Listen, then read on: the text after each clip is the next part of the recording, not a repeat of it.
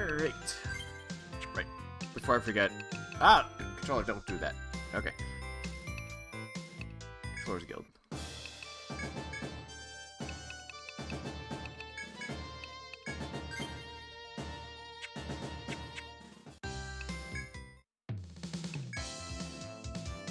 Alright, I'll be getting the reward immediately. That's probably a bad idea. Okay. So she needs to be in the party. Let's see. Deciding which party members could use the experience out of all of them. It's not everybody's going to be getting it.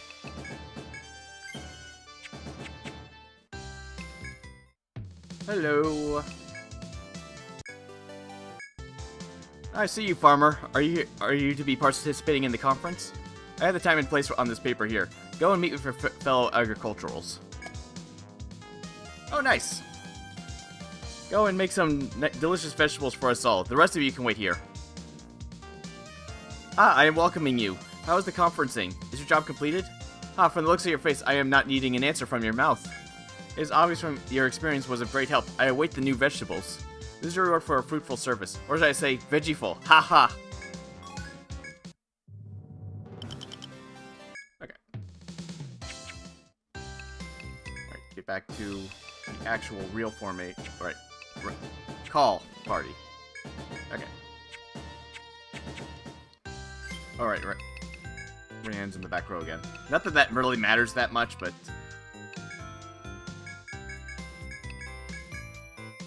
That was on accident? Okay. Whoops, before going back up there. Let's see.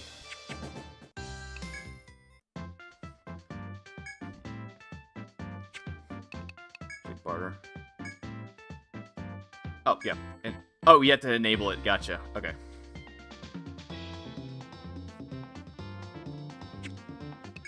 Items with friends if anyone. Okay.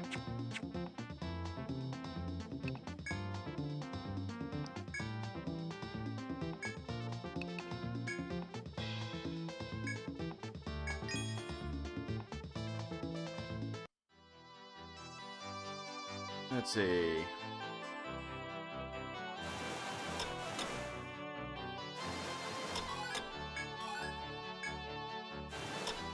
Thanks. I believe there's something on what... Right there. Okay. With the ocean wind at your sails, you discover a coniferous tree growing along the southwestern coast. Looking closely, they are armorwood cedars, well known to yield good quality lumber. If you like, you may cut one down. Yeah.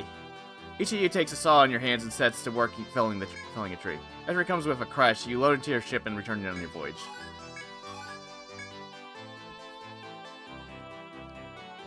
I can at least mark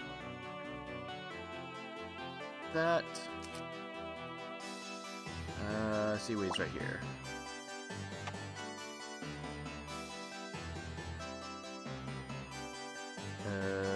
Right.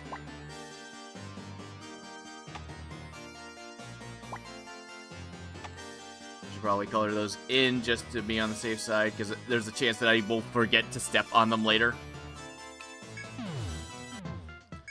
Alright. Okay, 50, I guess. Nice.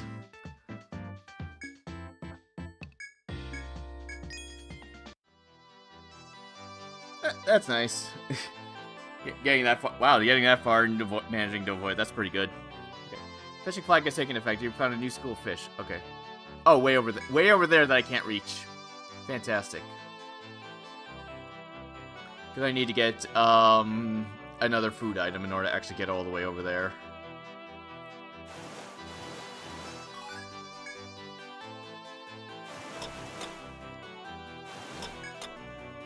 Oh, right. I had to give the cedar to this place, right. The armorwood cedar loaded on your ship, you return to a small island inhabited by sheep. And delivering the wood to the old shepherd, he thanks you and gives you a small bag as a reward. Inside is a hunk of sheep cheese, a delicacy beloved by sailors on long voyages. Take the old man and leave the island in search for more unmapped regions to explore. Okay, we got a new food item. Yay. Anything else I can... No, not really. Okay.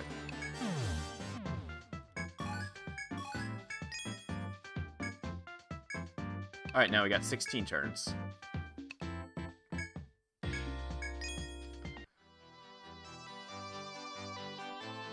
Alright.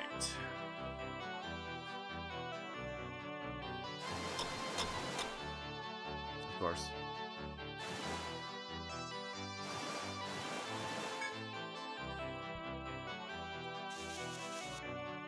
I think I can get to wait, yeah, there's a place right there.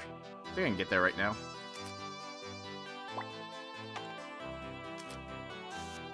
Sailing the southern winds at your back, you reach a small island. The island is small enough for a child to walk across in a day, and it would be easy to investigate. If you like, you may land here and explore. As you disembark, the vivid tropical flowers put you in a mind of some island paradise. You can investigate the area near the flowers or go further into the island. Investigate. Having decided to investigate, you start strolling about. You enjoy the sweet smell of the flowers and feel an itchy sensation at your feet. The itch soon turns to unbearable stinging pain. You hastily remove your boots. Poisonous ants known as bull ants are swarming all over your feet. The intense pain causes you to flee, but not before gathering some bull ants to take back. Okay, I'll need that for something later. Okay, well, there's another island right here.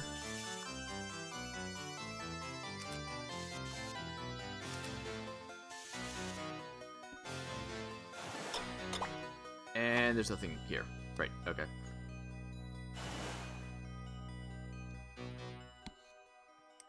That's 2 above. Okay. Yeah, okay, that's 2 above. Okay.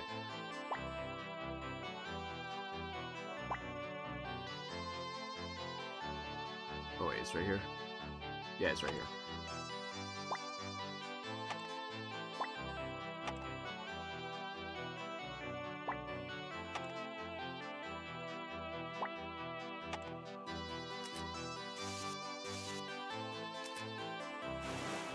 Nothing here, of course. Unless I need to be facing a very specific part of the island.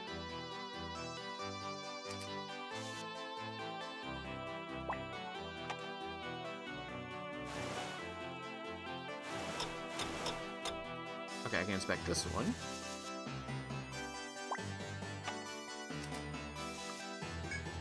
With your sails billowing in the wind, your ship arrives at a small island. A middle-aged woman spots your ship and flags you down. The lady who comes from Alma Road asks you to try her new batch of raisins, which are freshly dried. Pop one in your mouth and are met with a sublime mix of sweetness and tanginess. Tell her the raisins are delicious. She seems pleased and gives you a large bag of them. The raisins would be perfect for maintaining your sugar intake on long voyages. Thank the woman profusely and take the raisins back to the ship. Alright, that's good too. Oh, okay, our first ship. Okay, that's rocks. There are 2 down from there.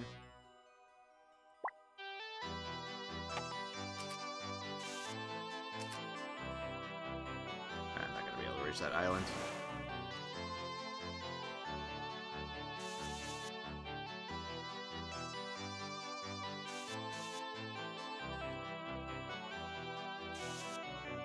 I'll just mark that since I'm not over here and I don't want to mark it in case I have to come back here later to go check the stuff. That's always nice to kill FOEs as soon as you get to the jungle. Alright, marine goods. Bull ant. Oh, that was... okay. Oh, whoops. Raisins. Oh, okay, raisins are just cheaper sheep cheese. Good.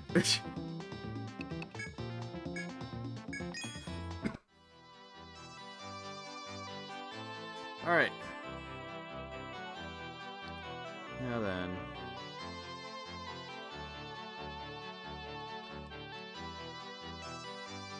I could try getting over there.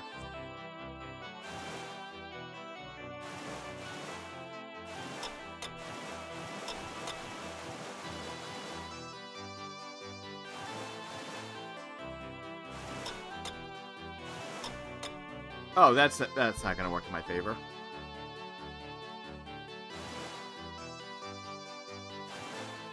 Well, damn.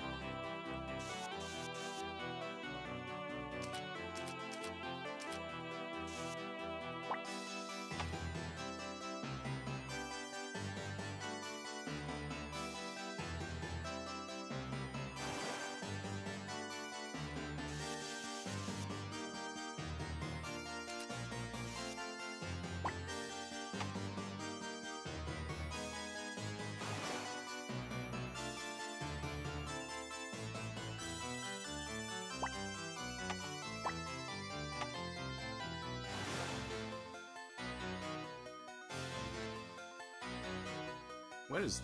I'm not entirely sure what that is.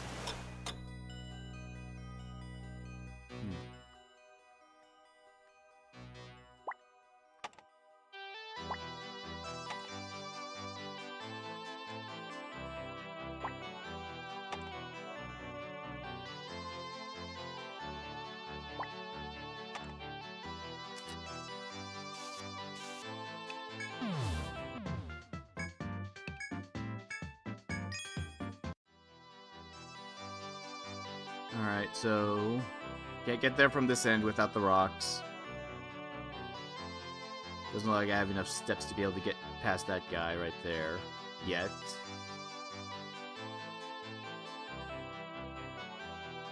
Getting that guy circles around there.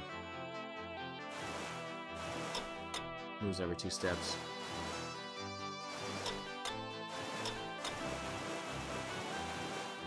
Okay, he moves when I move that. Okay, I wasn't entirely sure if that was also the case. Yeah, that was a stupid idea. I just want to see how it went. Oh, that was funny.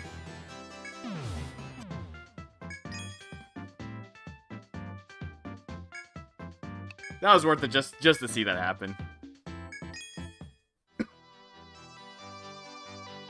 Okay, okay.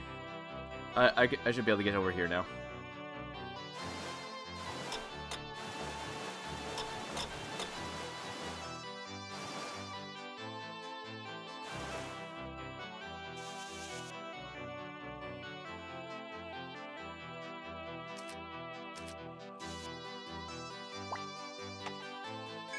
Ship nears one of the many islands that surround Narmer Road. It's a featureless island, but on close inspection you see something has washed ashore. It looks like one of the dolphin statues that were attached to fishing vessels for luck. Thinking it may prove useful, you decide to salvage it and return to Narmer Road.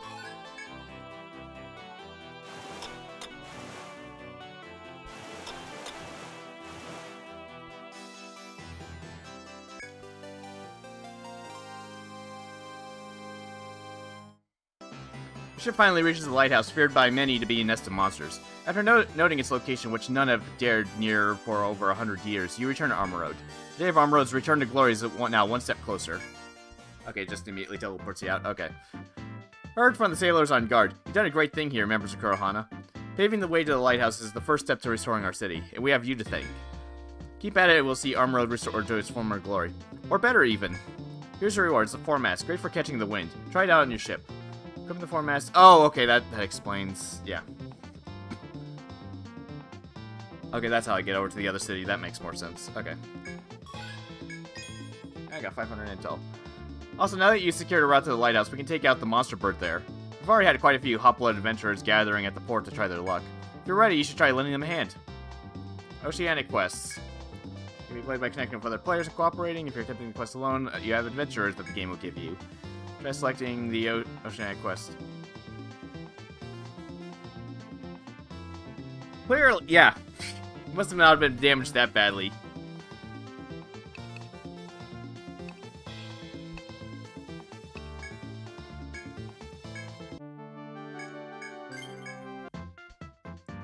Alright, Lighthouse. Alright. Lone Ninja. Man calling Zodiac of Fire. He and his brother. And Princess. So I believe one character. You cannot go in with your full party, unfortunately. You do have to swap out some people for the actual NPCs. I believe if you do it online, I actually don't know how many people. I know you can usually only put one person up from your guild. Experience is still split amongst everybody, so even if you put in one person, it's still split 5 ways. Or less if there's less people. But items are infinite use. Probably just to... probably for synchronization issues or something like that. Anyways. I believe the reward... I want the reward from this one for doing it the first time. I'll look to the stars and marvel at their power. But we Zodiacs have learned to harness it. The choice of star is key, so I'd like to view them from atop the lighthouse to refine my skills. Alright, so we're stuck with Castor and Pollux.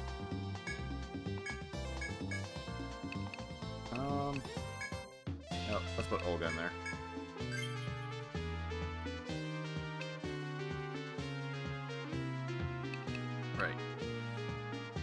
What's that? Yeah, sure.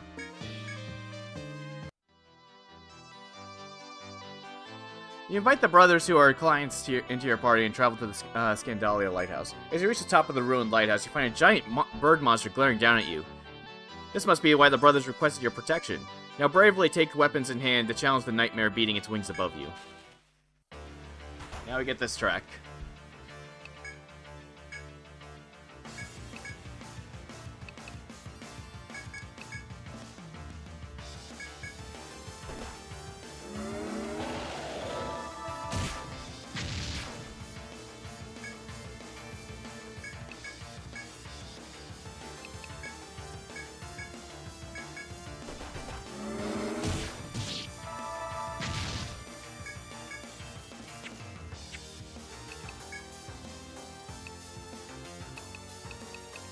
Shame I don't have anybody that with arm bind, because that's what this thing's conditional drop is.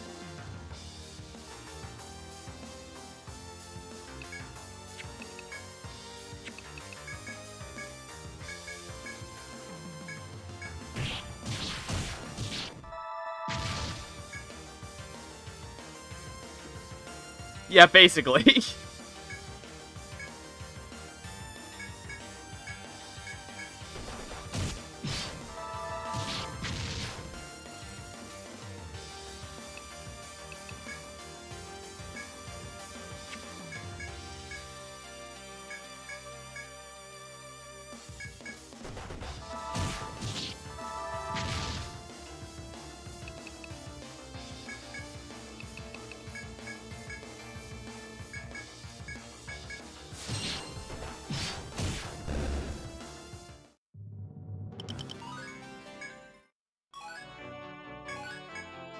The client's strenuous efforts to back you up paid off as the bird monster crashes down in defeat.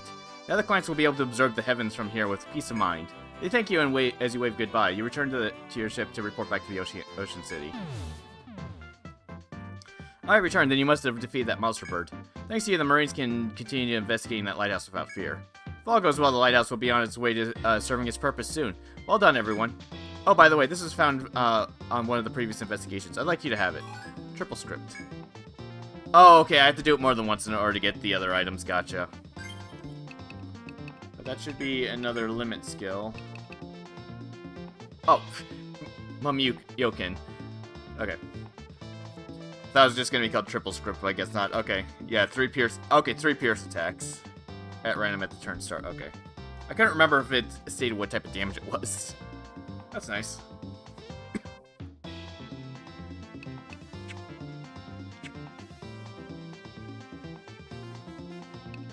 Curiosity.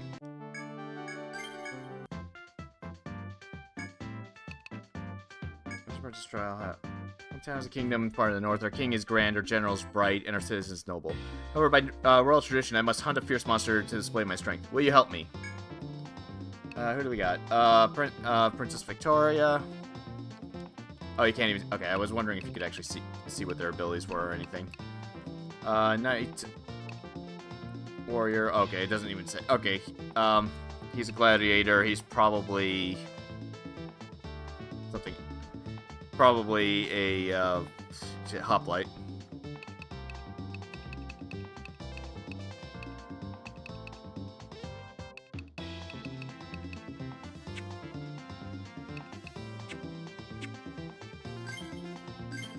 Oops. There we go. 1 point in Monarch March already.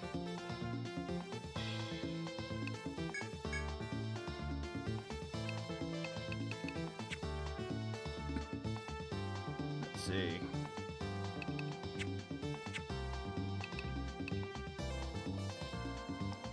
Anything?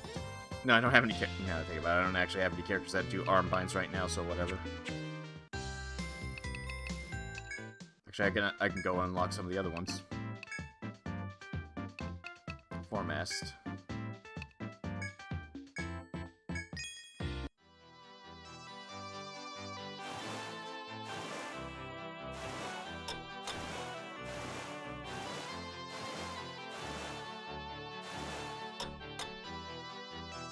Traveling east out on Road Port, a violent ocean current flows before your eyes. Beyond that current, you can see a town with a windmill standing on a hill. Must be Batavia, whose commerce is known far and wide. You would like to find a way across the current to reach it, but you're not sure if you can.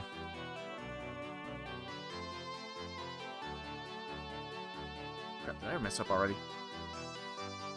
Oh, yeah. Yeah. Drop rates in EO1 are god-awful. Yeah.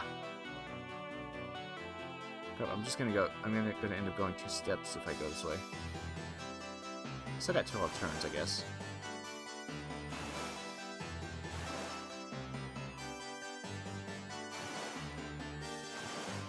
Okay, now we're fine. Hello! At last you reached the harbor of the famous trade city of Batavia.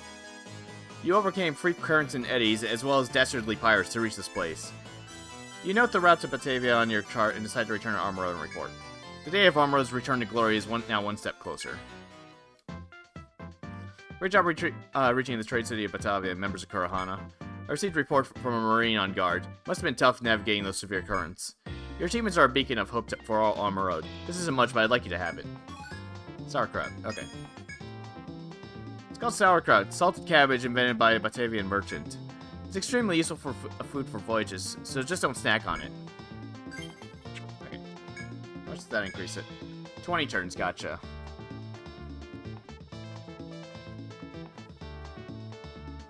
Let's see. What are the... Oh, right, trade ships. I was trying to remember what the hell that was.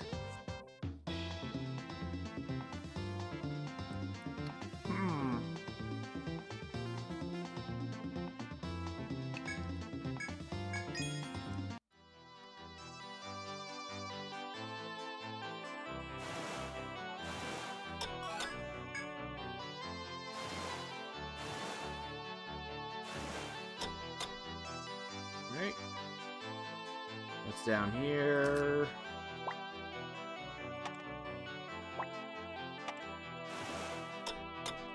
While sailing along the calm sea, you begin to see some white things along the water's surface. It looks like foam, but it also appears to be a living being. You think. It just sits there. Do it. Dive into it. Olga volunteers to investigate and leaps into the water without another word. Everyone holds their breath and watches, and Olga happily pops out of the water. You can see Olga holding a large sea turtle that is struggling to get free. Once back on board, Olga reports a vent of hot water at the bottom of the sea. The sea turtle must have come here to feed on the plants that grow in the minerals here. You put the sea turtle Olga caught in the hole and set sail. Oh, there we go. Okay, I can see that one right here. Oh boy, another ship.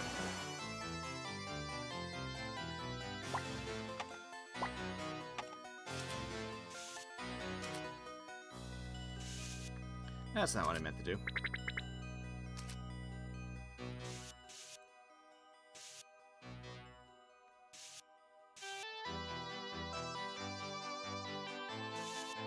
Okay, I'm gonna inspect this too.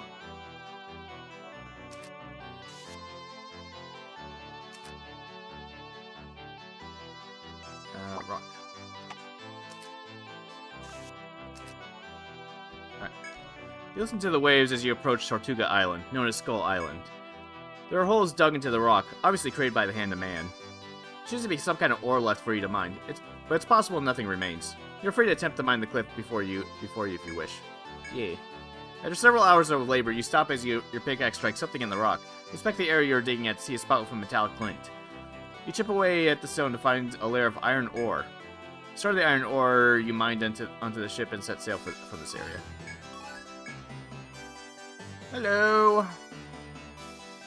Let's see. No, don't disconnect! Okay, I can't go through those yet. And that ship's coming right up towards me, so...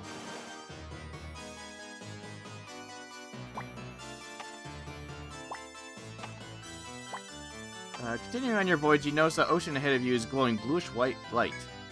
The lit area about the length of a tendon of your ship bobs eerily in the waves. It may be moving, but it does not appear to be alive. But if it is, the size could make it a threat. You're unsure whether you should dive in and investigate the glow or play it safe and leave. Yeah, just do it. You lower Rhiannon on a rope into the sea. Rhiannon closes in on the glow and sees that it genuinely is something glowing under the sea. Picking it up, Rhiannon observes that it is a jelly-like and does not seem to be dangerous. But as Rhiannon attempts to investigate further, the glowing object sinks into the ocean. Once Rhiannon's back on board, you notice the jellyfish-like things on Rhiannon's arms. You have heard tales of the Lighthouse, creatures akin to jellyfish that live in these waters. Seems the glow you just witnessed is a colony of these Lighthouse. Let's do this just to get extra distance.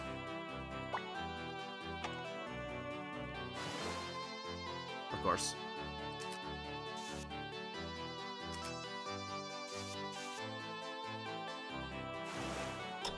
Ah. Of course.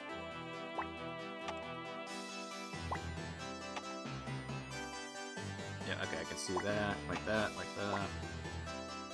You can also see this one right here.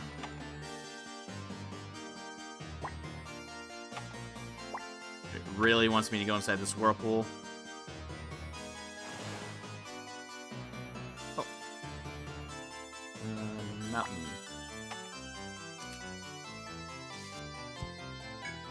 Waves crash against some rocks here, and you can see something yellow shining just beneath the surface. You'd like to get closer to see it, but the waves are so rough that you can barely keep steady. The ship creaks ominously as the tall waves crash against the hull, and you tremble. You can gather your courage and approach the rocks, or turn away and avoid the risk of crashing. Yeah, do it. Take hold of the wheel and brave the angry waves getting closer to the rocks. You can see the glow is coming from some amber embedded in the stone. Carefully chip away at the surrounding rock and remove the amber. This giant chunk of amber will surely fetch a high price if you take it back to Armor Road. Carefully stow the amber in the hole, then set sail for your next destination.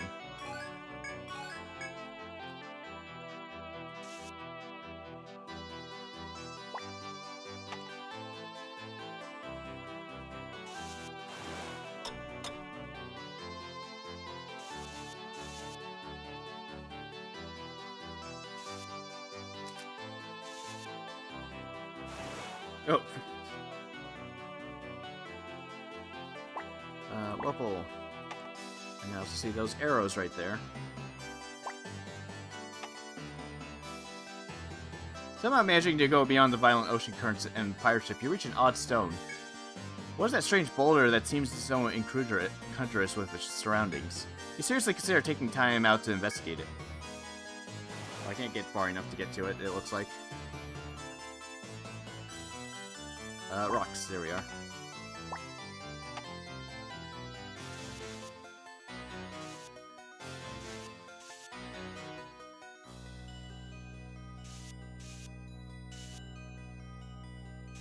Ah, it's over here, okay. Let's probably mark these before I forget. Okay. Can't go any further yet. Welcome back, everyone. So you discovered Tortuga Island. They say it was once a gathering place for pirates. It just so happens there's a deep cave on that island. If I were you, I'd take a closer look. Just be careful. There are a lot of dangerous reefs in that area that might give you trouble.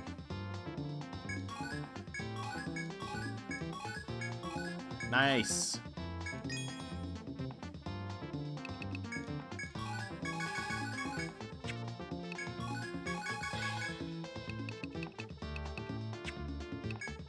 Okay, right, I don't got any of that stuff yet. Any other fancy pants place I could... Let's see. Not sure if I can even get to Tortuga Island. 16, 17, 18... Oh, wait, 16, 17... Oh, yeah, if I do... Yeah, if I do sauerkraut, I can get there. I just need to follow the exact path I just took.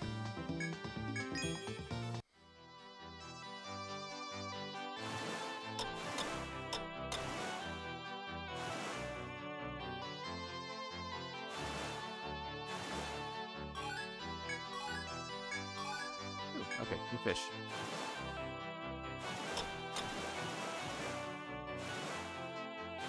Oh, one of those Tanians.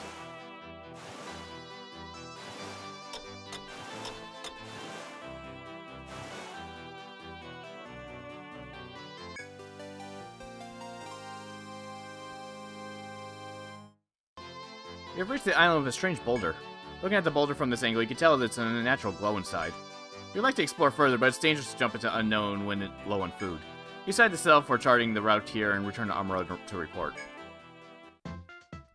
So, Karana, you found the legendary cave said to be Tortuga Island. I heard rumors about a pirate's king's treasure on that island ever since I was a lad.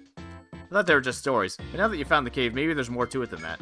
If the opportunity arises, maybe it would be a good idea to send in the Marines to investigate. But it would make more sense if you searched there first. Give it a shot if you get a chance. Yeah, I'm not going to be able to handle that boss from that place yet.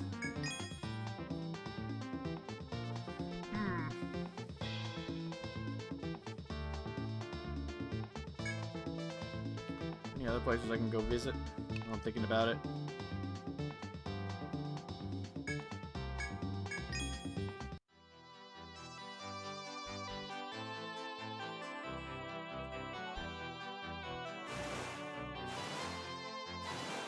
Talk to these people. Sail along the open sea and you spot a merchant ship in your path. The other ship has noticed you as well, and one of the sailors waves as you approach. Ahoy there! We're merchants who make our living by doing trade along this route. Your adventure's from Armor, right? Bet you have some pretty rare stuff. Why not trade some of these goods while you only get in the labyrinth? I'll make it worth your while. As a gesture of friendship, let me give you this parchment. It's old and has some value. The sailor tosses the scroll to you and you easily catch it. Weapon Tome 9. Right, let's get down to business. I need some topaz at the moment. Got any? Nope. Don't want to trade? No worries, let's do business next time then. Sailor returns to his cabin and sets sail for the next trading post on his itinerary. Get back to your task. Dude, you're in the way.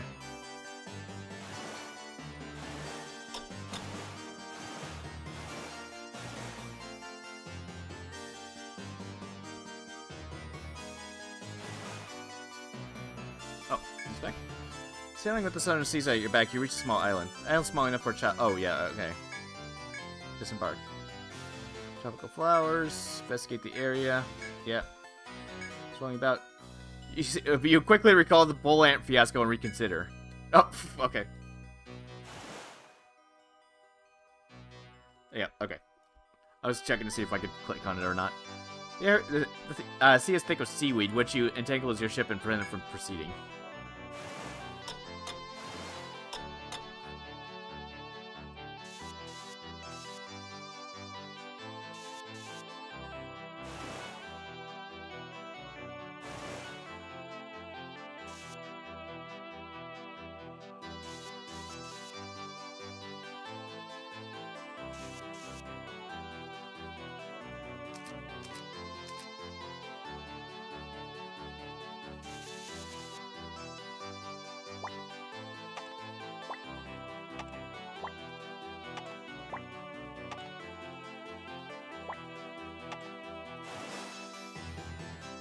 A violent current blocks your path forward.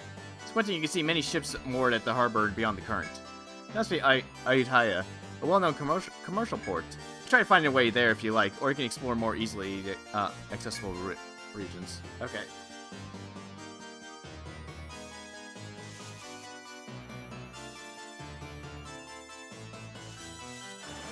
Oh, there we go.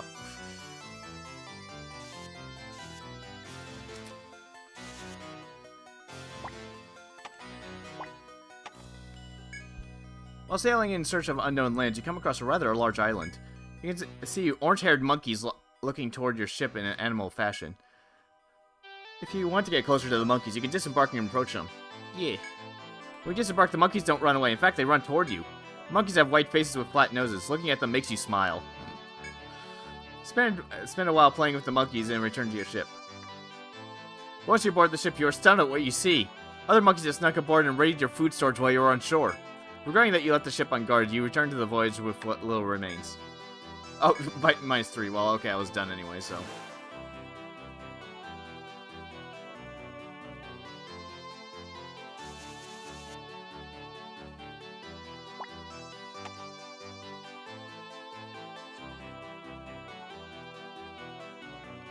Let's see. I'll mark that when I confirm that I've already got whatever's in there. Cernanos, he is level 28. You arrive at Ayutthaya, in the thriving commercial port. You check perseverance to navigate the sudden ocean currents and establish a route here. You note the route to Ayutthaya on your chart and decide to return to Armor and report. The day Armoro's return to glory is now one step closer. Thank you, members of Korhan. I received word that you reached Ayutthaya. Ayutthaya has a long history. It's been a monarchy since ancient times. It's also a famous port of call for voyaging ships. The carpenters of Ayutthaya are quite skilled. Thanks to you, we should start seeing activity along the route to Ayutthaya again, so... took the liberty of contacting them and ordered some improvements for your ship.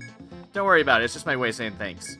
Besides, the carpenters can't come over here until the work in Ayutthaya is done. Guess you'll have to be patient for a little while longer. Okay.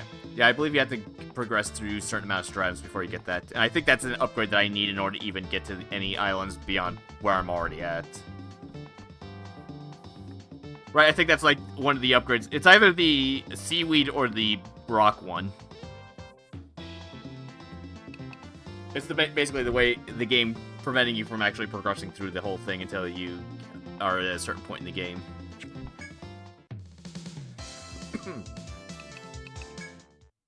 Just save all that.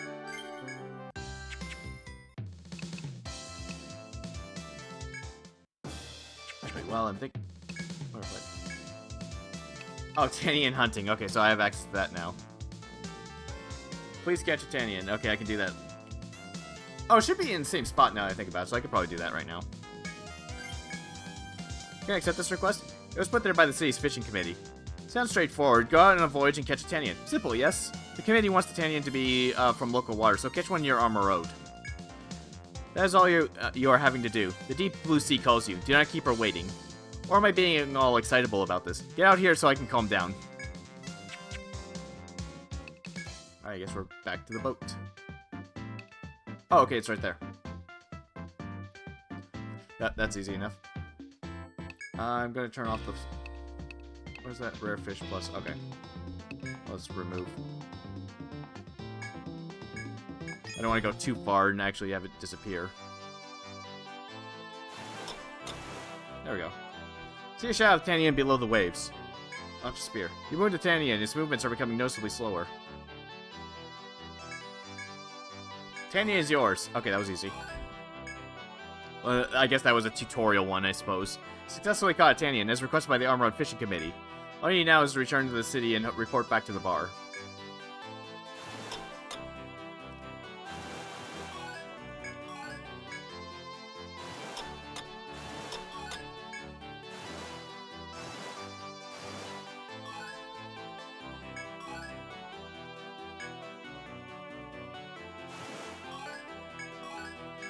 Okay.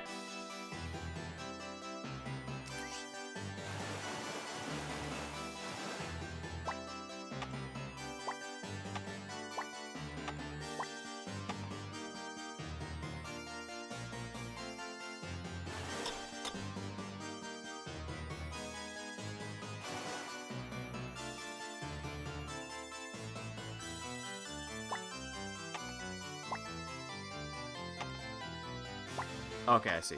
That'll take me over here.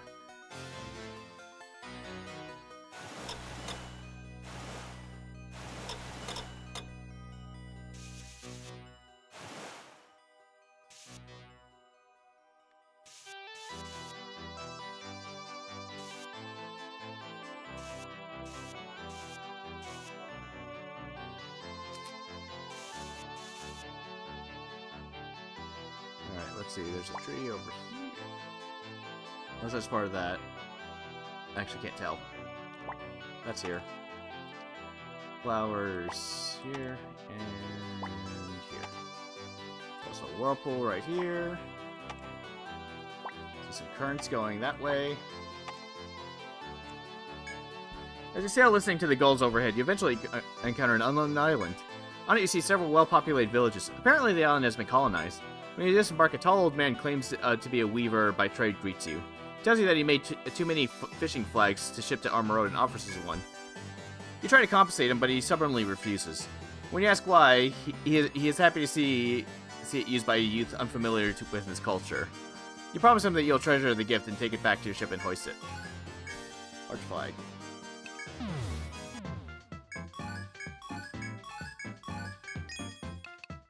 Alright, out of curiosity, parts. Large flag. Oh, okay. Fishing school. More fishing schools. Gotcha.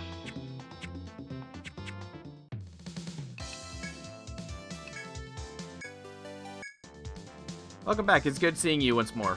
The fishing committee sent word to me. Well done as always. Can't believe you caught a Tanian. That makes you experts in the ways of fishing. By the way, the fisher is long and arduous. Do not give up. Go on in greater fishy glory. Well, here's a reward for this request. Come back anytime, fishers. 2 threats. Oh boy, the Fish Festival. What was this one? Oh, right, yeah, that one. Okay. Yeah, might as well grab this now. Oh, you're accepting this request? This is a tricky one. The fish extermination is a traditional event in Armor Road. This is your first time, yes? The fanged fish and the devilfish are left alone on B4, and they breed very quickly. So the Senate has created Armor Road Fish Extermination Day to wipe those pests out. The guild that defeats the most fish will get an extra reward. If you want to be coming in first place, you have no time for wasting. You want details? Go to the guard on B4. Now go, get fish whacking. Save before going to that place. Because I'm gonna be killing like around 50 fish.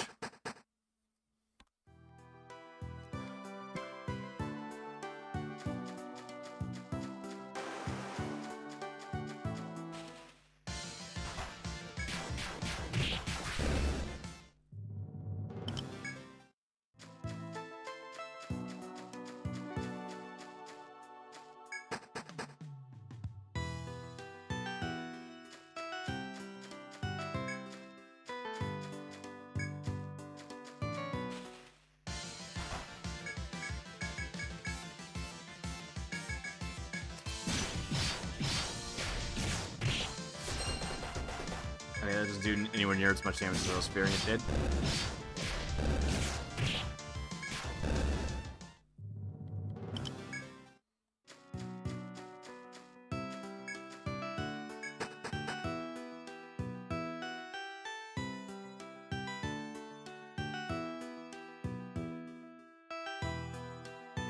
Right that way.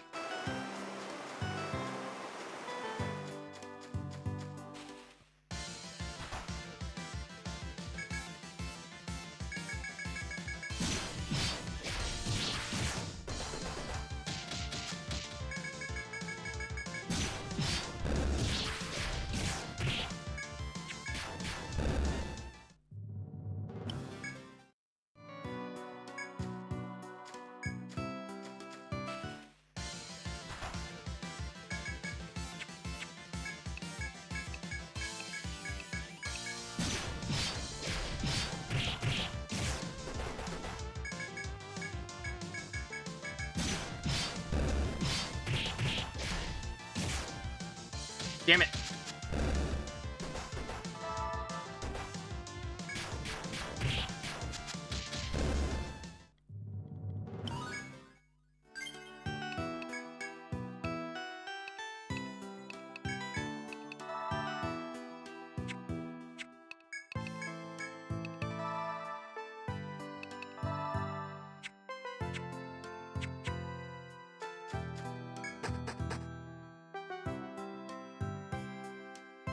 As you exit the stairwell leading to B4, someone calls out to you. Are you from Kurhana? Well met, the woman from the Butterfly Bistro spoke of you. Sentis has issued a request to all adventurers visiting the Kingdom's bars. We would like you to defeat as many fanged fish and devilfish on this floor as you can. In order to encourage you to do so, we have implemented a ranking system. The guild's rank is determined by the total number of these pests that are defeated. Last time the Armor Road hunting group won by defeating 50 fish. Consider that while you fight. You have to just get more than 50 in order to get the best rewards. Also, if you leave this floor at all, even via Ariane 3rd, your tally will end there. Your score will not be considered until you defeat at least 15 of these pests. If you leave before defeating 15, you'll have to accept the quest from the bar again. That concludes my explanation. If you have no further questions, we would like to begin. Ready? Yeah. I'll be looking forward to seeing how the Kurhana performs in the rankings. Now go! Guard gives you an encouraging smile and directs you to proceed into the forest. Alright, so fighting fish, we have to... Obviously the fish show up closer to the actual river banks. So the closer you are to the water, the more fish you'll run into. So basically around this general area is the best place to fight them. And I wish my controller would stop freezing up when I'm trying to walk. Okay, so basically good chance of running into them while I'm here. Like that.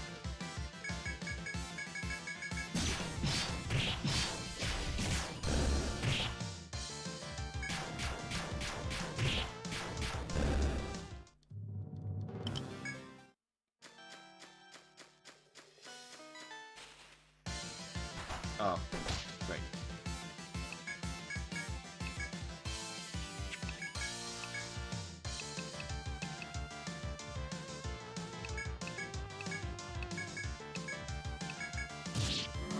Of course, she misses.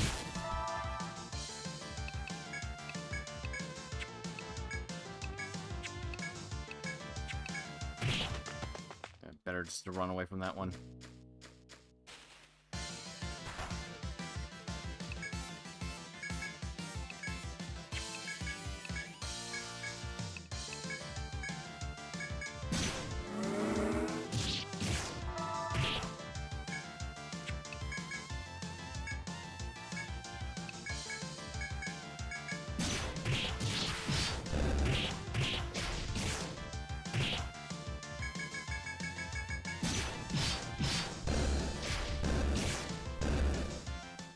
Yep, I know.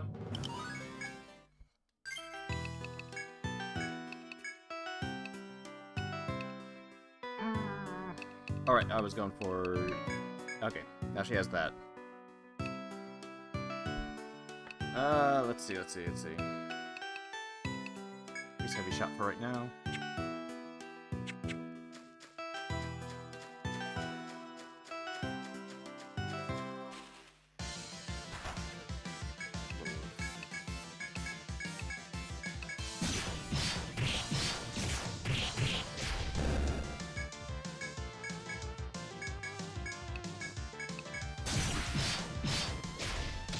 Damn it.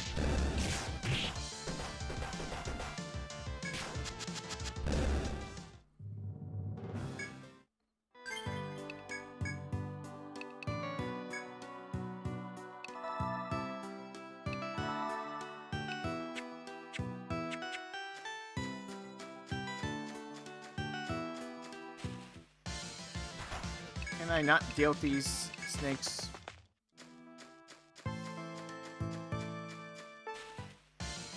There we go. That's more like it.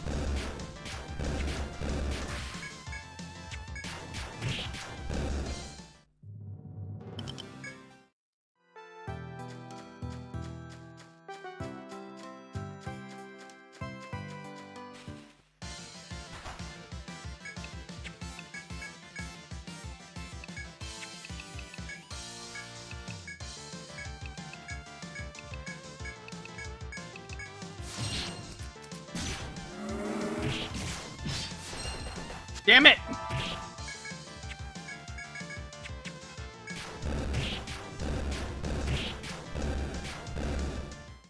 Expecting to kill it faster than that. In the last battle, you think back to what the guard told you before. Count your kills and realize you have now defeated 15 fish. Continue this quest now or continue exterminating fish or strive for a higher score. Damn it. Why did I have to kill my healer of all the characters? God, now I'm wasting this nectar too.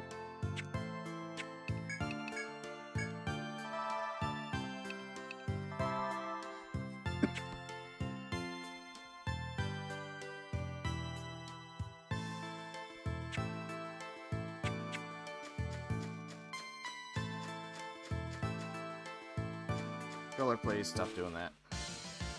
Ambush, great. Okay. Get rid of this thing first.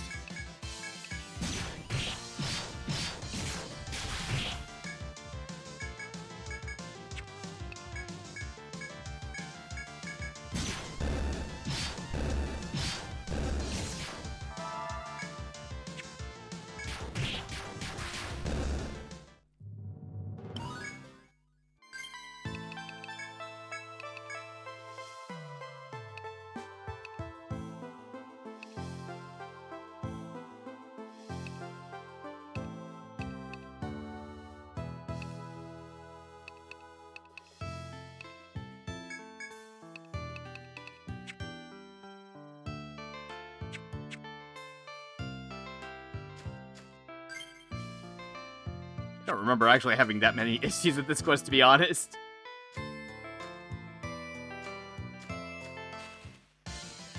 Oh, why am I getting ambushed so much?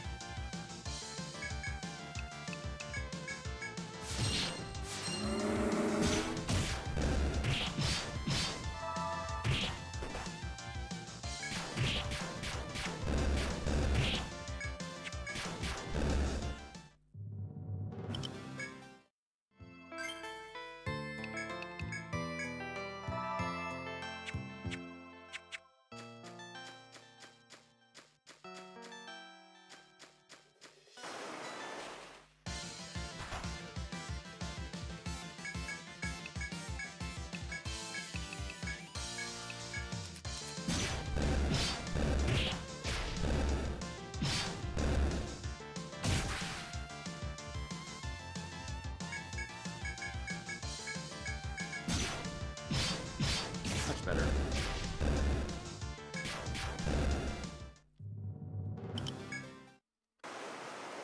Look back over the last several hours and realize you've killed many, many fish. Think about the previous year's weighing tally that the guard mentioned earlier. You can end this quest now or continue exterminating. Keep going. It'll tell me when I killed enough.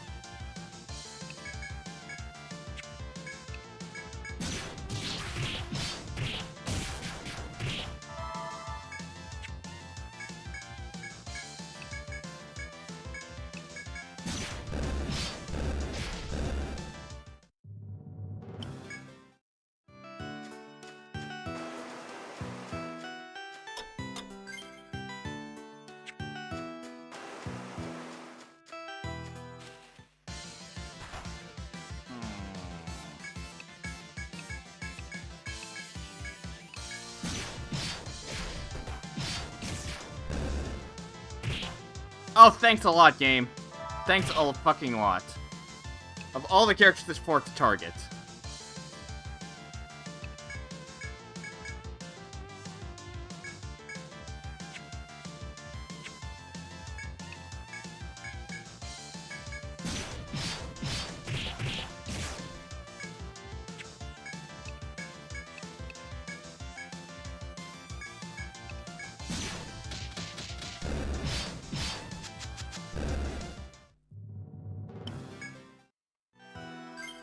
Damn it, I don't have any more Reticas, because I didn't think about...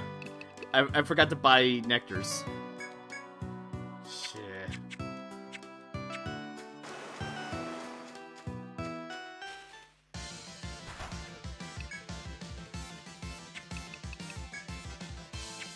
Alright, because Rhiann's dead, great.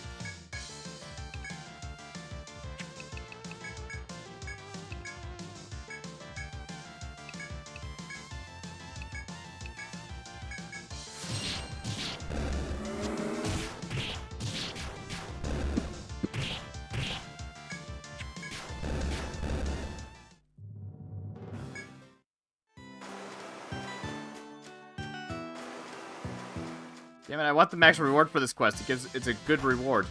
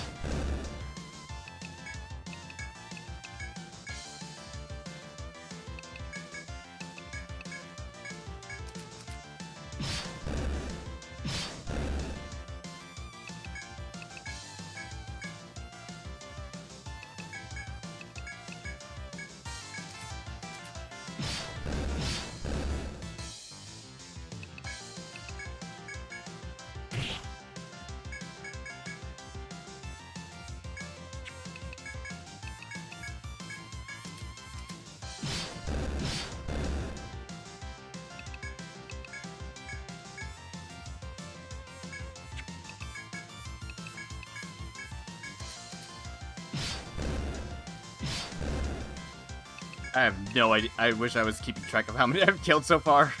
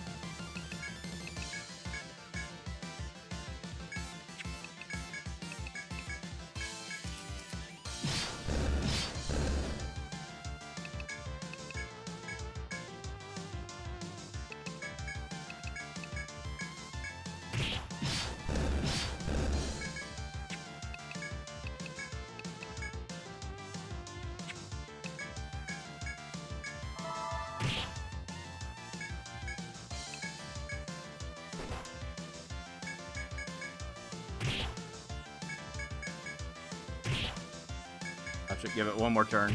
Okay, it's not summoning anymore.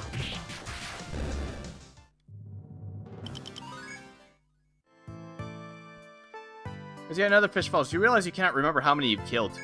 You're utterly convinced you have destroyed enough pests to win the competition. So return to town to hear the competition results. Okay.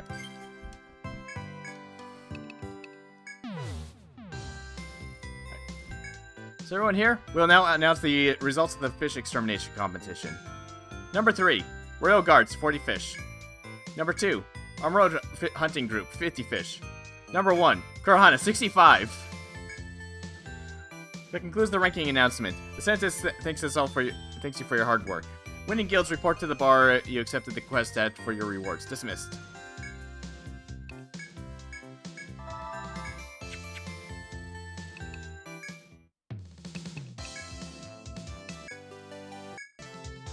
Oh, hello. Is it true that you earned the first place? The city's in an uproar. The name of the Kurohana Guild will be known all throughout Armor Road. Enjoy your new famous Master Fish Exterminators. Here's your reward, along with the prize money. Take it, don't be shy. 5 Amritas for doing that quest. That's well worth it.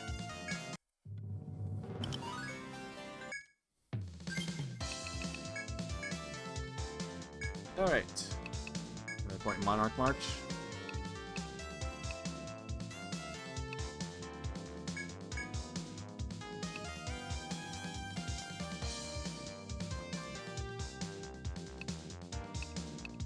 Let's see. Is it Calm or Morizuna? Let's go for Morizuna for right now. Let's see. Shot. Okay. That should be good for now. Alright. She didn't have any other... Okay. Yep, the only other question she has is the other one.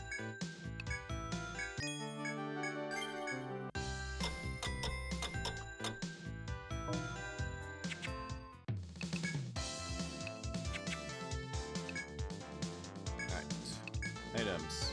Oh, right.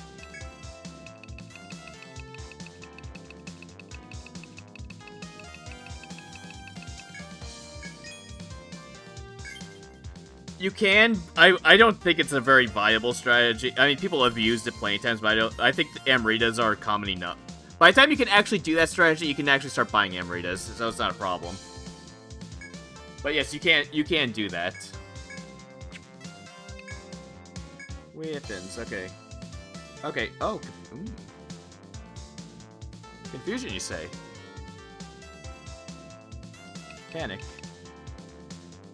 I'm gonna give that to her so she has something to do. Oh, that was from... Okay, Slashing Nail, that makes sense, okay. 20, okay, 20 versus 44, yeah.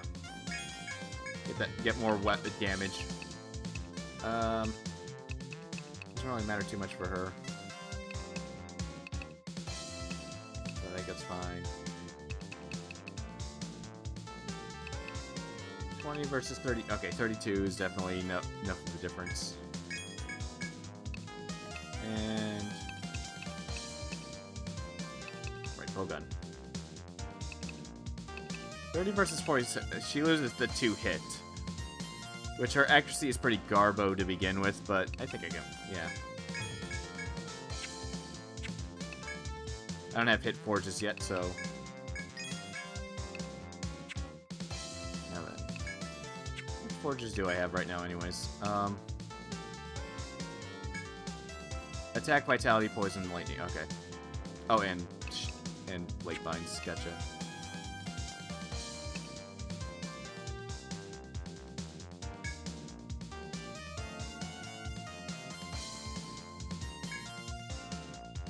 I don't remember poison being that terribly great.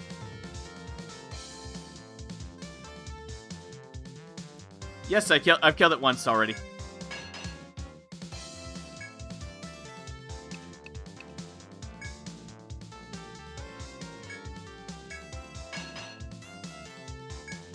Increase it. Okay, needs sharp pain. Gotcha. Okay. Need.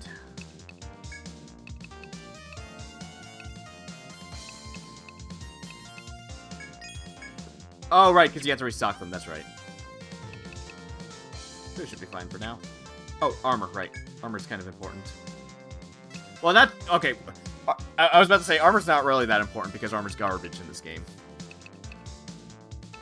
Because armor's flat damage reduction. And your flat damage reduction is whatever your armor is divided by 3. So this is like one more point of damage reduction versus this.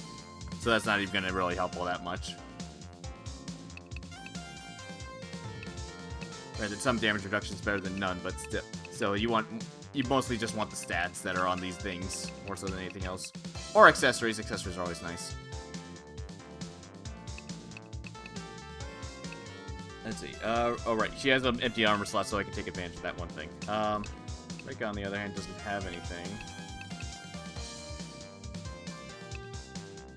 HP, tech. She doesn't use tech. Vitality, strength. Right, she already has shoes. What accessories do I have access? Okay. Right, the HP is percentage based, so it's different for all the characters. Don't care about that. Okay.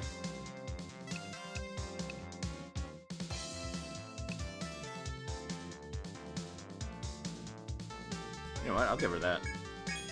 That should increase her odds of landing her stuff a little bit.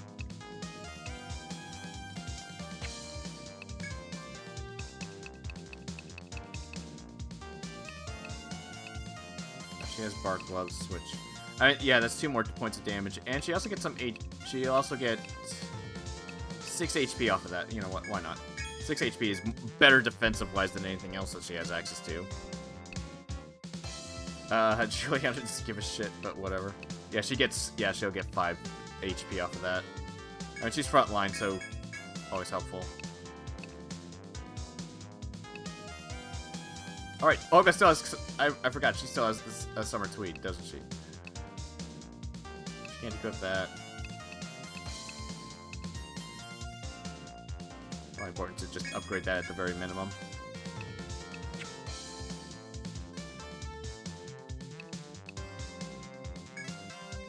She also has another armor slot, which...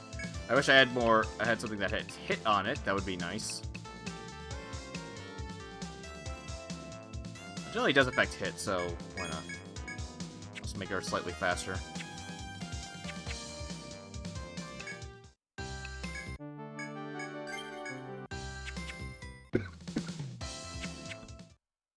Nope.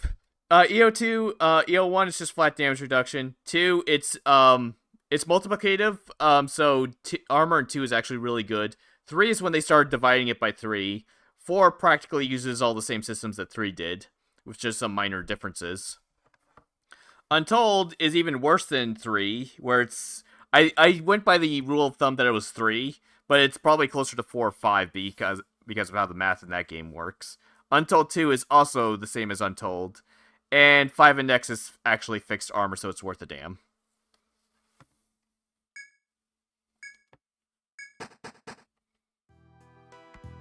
But yeah, this is also the last...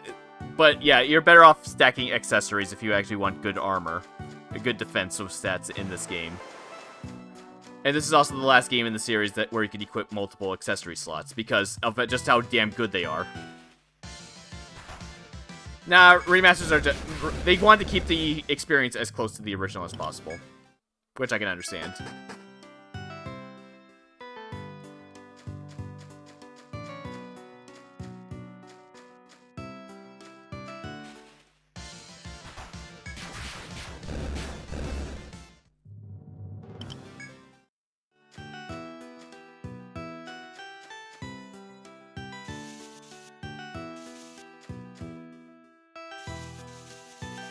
Oops. Nope.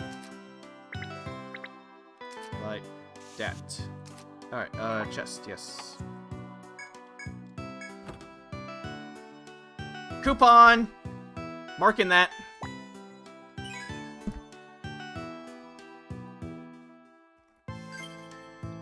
For people who remember, coupons have the price of anything in Napier's shop. Unfortunately, there's a limited amount of... unfortunately, I think... God, I don't even remember how many there are in the game. There's a very limited amount of them. However, because the Remaster's New Game Plus actually restocks all the chests, that means that you can get more coupons. So you just not... I mean, typically you're just going to save them for endgame equipment anyways, because that shit's really expensive, but... now you can get more of it. So that's always nice.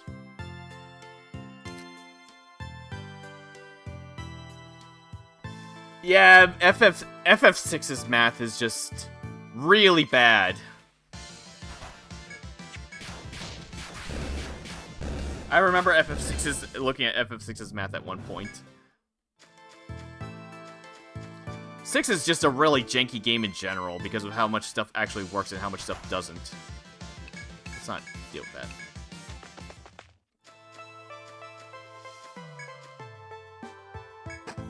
Yeah, I remember hearing that they actually fixed it.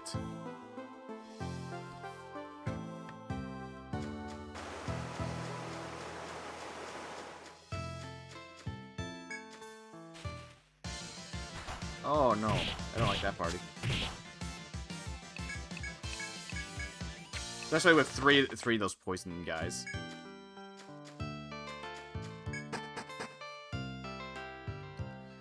Alright.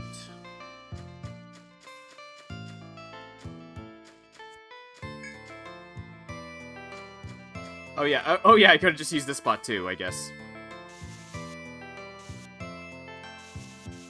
I forgot there was a river over here.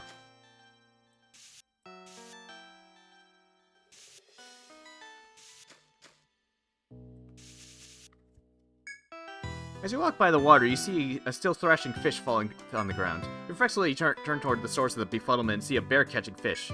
The fish that came flying must have been part of its haul. Looking closely, you spot a bottle of medicine near the fish which another explorer may have dropped. You hesitate to reach for the medicine, worried the bear might interpret it as stealing the fish. Do it. You stealthily approach the bottle of medicine, and screwing up your courage, you grab it. Unable to help stealing a nervous glance at the bear, you find it staring directly at you. It holds a stare for several agonizing seconds, but then goes back to the stream, disinterested, because there's no bear enemies in this game. You let out a breath and silently thank the bear's magnanimity before leaving the area. You got Therica B off that. Okay. Oh, Therica Beta, whatever. One of those things I keep forgetting.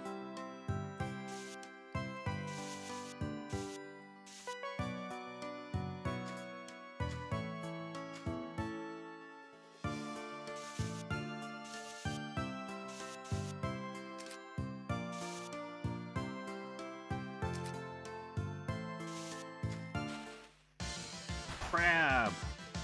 I kinda don't want to deal with crabs. Especially two of them. Okay, nothing there.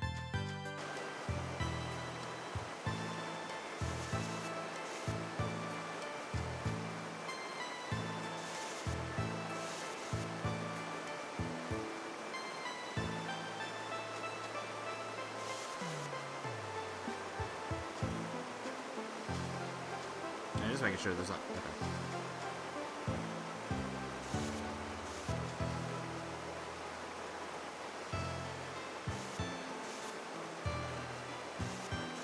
Okay.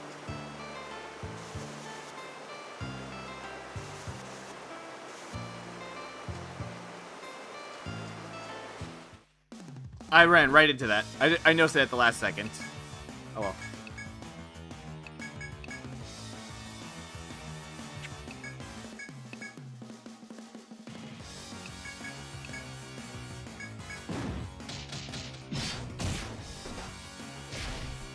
There's my front row.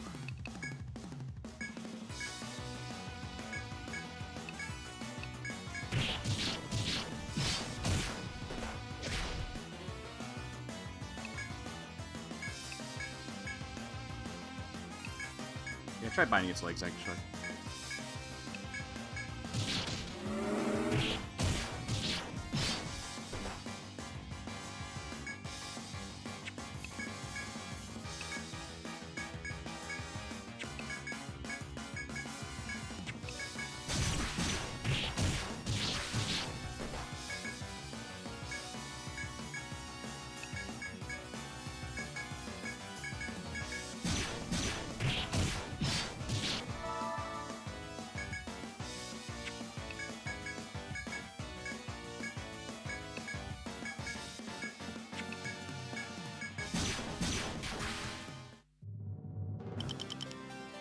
Alright, cool. Easy enough.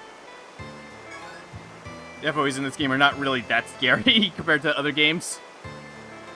Alright, deer skin. Oh, right, yeah, there's more than one over here.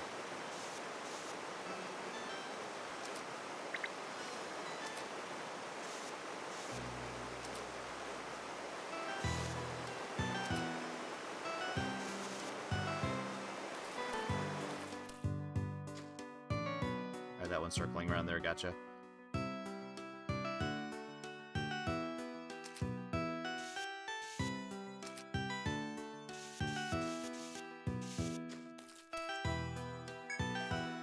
Right, what's inside the box? Okay, my doors are nice.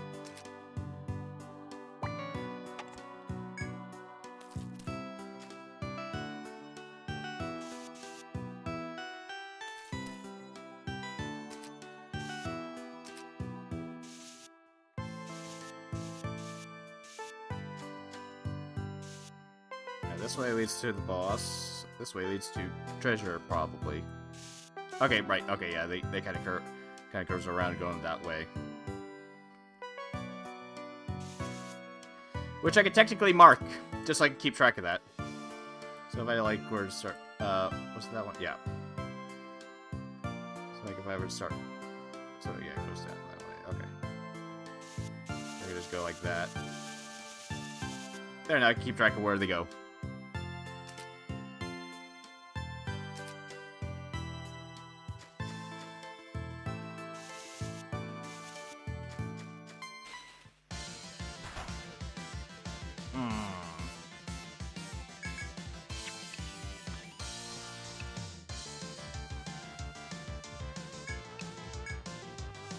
I think it's more of a threat.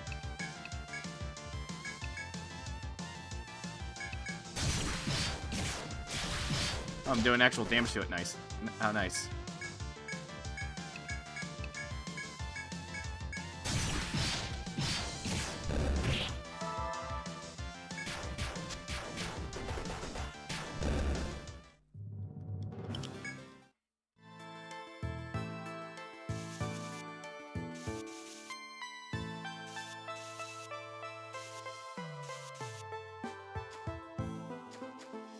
Nothing. Oh, okay, never mind.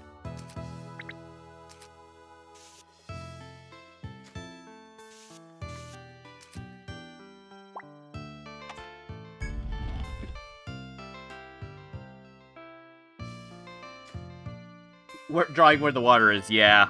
Yeah. I did that a lot in 5, even if it didn't matter. I even drew the map water where it was going off the map, too. Shot point.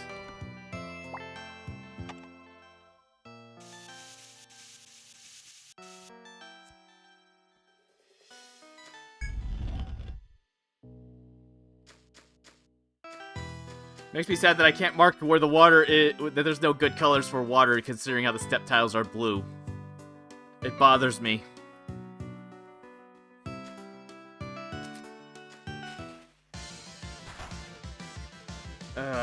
Yeah. Kill the fish first. Okay, yeah, we're doing decent damage. We're fine.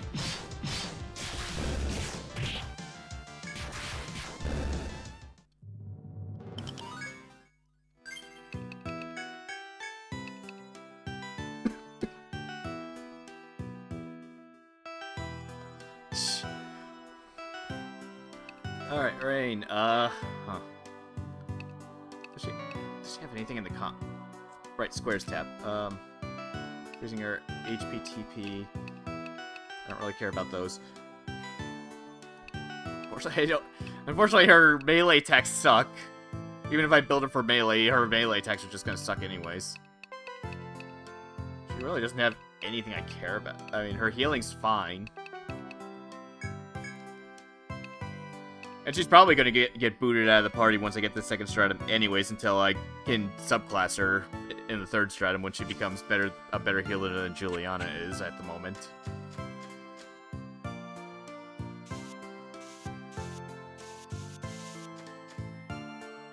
Okay. As you proceed down the forest path, you notice a sweet smell in the air and look around.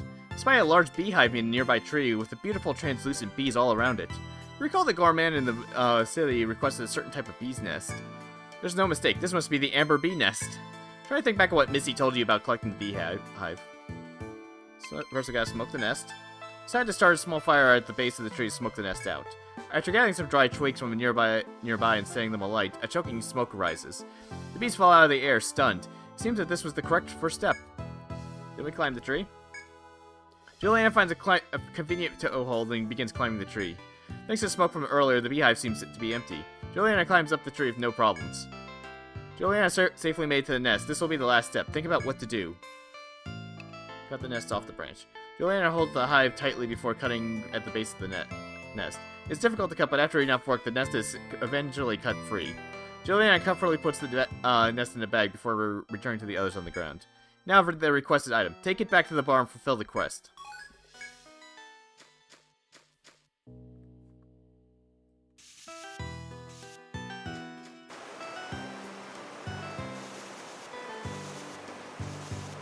As you move forward, overcoming ordeals for a while, you find two figures at a bridge. They seem to be members of the Murutsumi Guild. When you step toward them, the boy ninja meets you halfway. Hey, we meet again. If you're all the way out here, you must come to beat the Narmer, right? The guy smiles as wide as sunny as before. You hate the light of the beaming boy. Yeah, I knew it. Okay, then I have a suggestion for you. Want to work together to beat that thing? I have to get to the second stratum, no matter what it takes. A cloud passes over Agata's face, but he clears this quickly and his wide smile returns. So how about it? I'm begging you here. It's up to you whether to accept the boy's request. Sure, what could go wrong from this decision? The boy's delight upon seeing your nod is palpable. That's what I'm talking about. We can go over the details once you get to Narmer's lair. Hypatia will tell you what she found out about the fish's behavior and habits. That was an easy step to find, you know. That's why you'll be in charge of the actual fight. Yep, he's not gonna do shit. The boy then parts with you to rejoin the girl waiting at the bridge. The two of them leave. You feel irksomely used by the boy, but you nevertheless proceed to defeat the fish beast.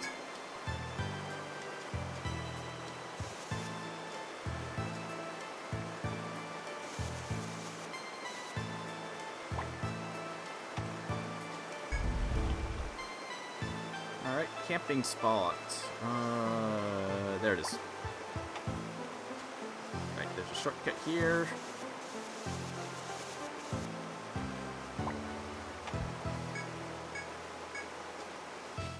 Of course, I get attacked immediately.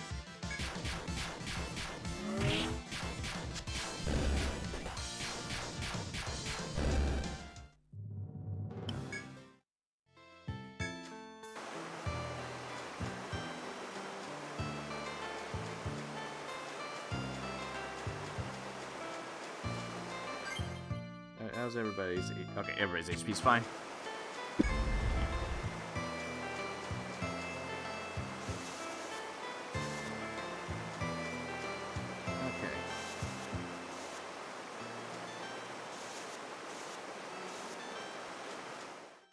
I just mark the path before going back to town, because I want to get my party all nice and topped off before we go fight the boss. Right, I forgot that's what her name is in the Japanese version.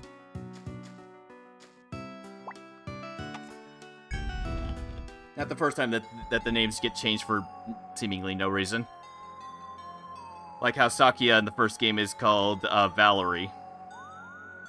Or Antonio from 2 being called Cass. Whatever, it happened. Okay, the moment you set foot into the vast wetland, you are assaulted by an oppressive atmosphere. You look around and search for the source and spot the astrologer Hypatia, who appears beside you. The muddy wallow is its nest. Narmer uses the mud to move freely about the wetland. In support of the girl's words, you see a large fish snaking gracefully through the mud. Since Narmer is at home in the wetlands, you must grasp its topography to block its path. The girl then distinguishes, for your benefit, between the muddy and clear areas. Keep that in mind and drive it into a corner. Once it's stuck, strike it from behind. To judge by the astrologer's words, the key will be the clear grasp of the wetland's topography. The West falls to you. Face the dreadful Narmer and live to tell the tale. Well, I'm gonna map out the room first, because it's easier that way. That way I can just get it out of the way. Okay, this is where one of our shortcuts are.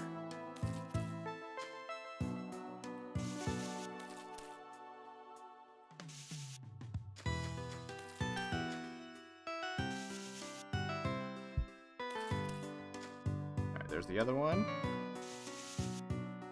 There.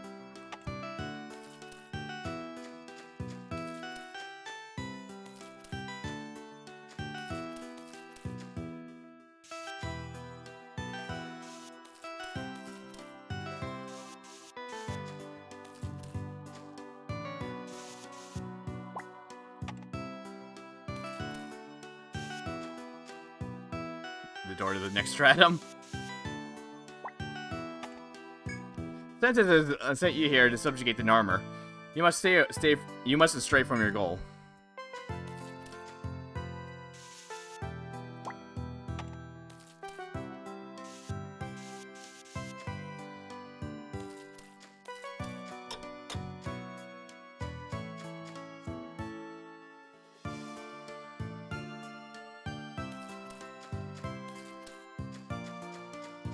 Alright, there we go. Okay. Okay, then it runs away. I think I can't remember if you can actually run into encounters in these little areas. Okay, you can. I was curious.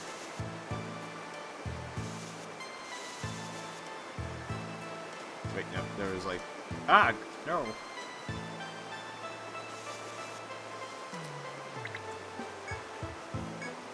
Oh, there's one right there. Weird that there's one right there, too, but whatever. There's probably one on the other side, too, right? Yep. Probably looks identical.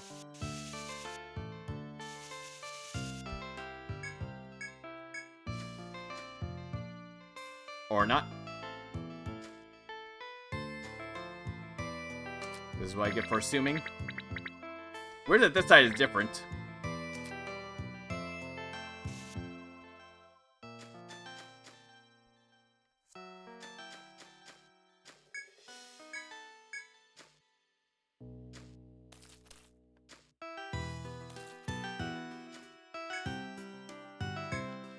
I have no idea.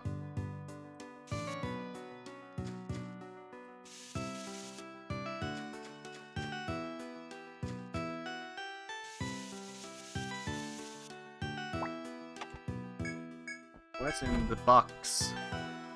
Emery, that's nice. Alright, cool. I can run back to town. Sell all of our junk. Alright, I do have a quest to drop off for her, too. Alright, what'd that deer skin get me? A hat. No! Oh god. Let's store that coupon before I accidentally use it.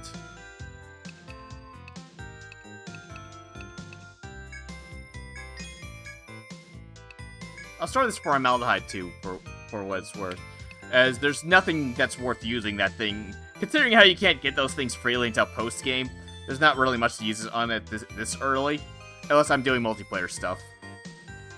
In which case, yeah, I can do that ghost ship and guarantee getting that nice rapier from that.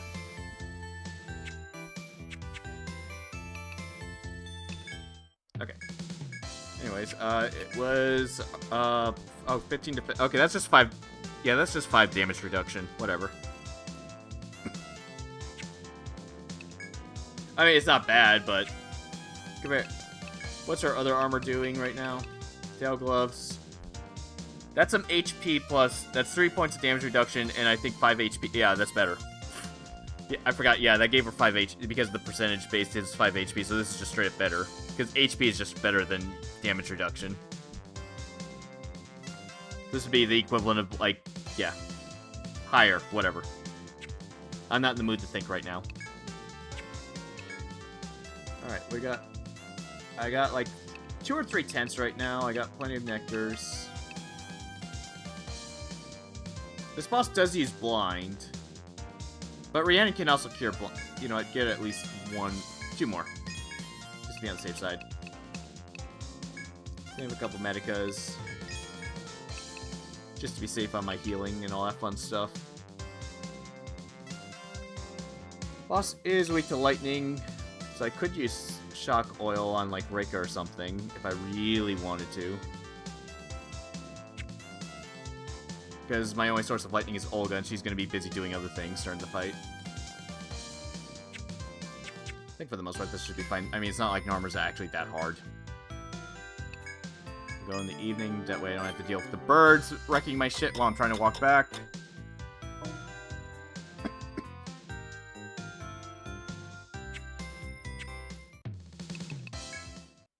And turn the one quest before I forget about it again. How did the going go? Did you get the nest? Ah, I see you went through a dealing of trouble. I'm sure SBR will be happy. It has a very sweet smelling. I think I am obligated to check if this is the real thing, yes? I doubt SBR will be noticing if I take a little nibble on it for myself. I am the joking. Do not glare at me so.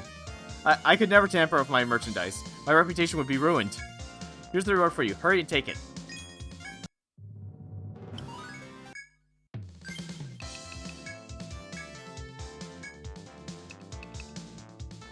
Alright, yeah. Then I can start having her beef up other things. I kind of wanted to get her... I mean, usually I'd go for level 14 or 15 before the first boss, but I think I can manage. Probably. Alright, got rushed to... Oh, right, I gotta get rushed to level 5 if I want to get Blade Rape. I mean, Blade Rape is a ways away anyways. Oh, right, I was going for charge. Ah, I totally forgot. Oh, well.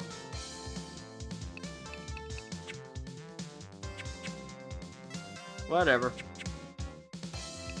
Alright, just save again so I can just get that out of the way. Alright, I should have 3 tents. Okay. I should also sell that... Whoop, wrong place. Sell the extra junk in my this stuff. Get that out of there.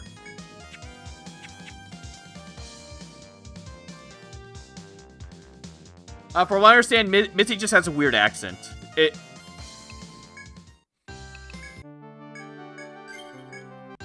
It's not a translation thing. She just talks weird.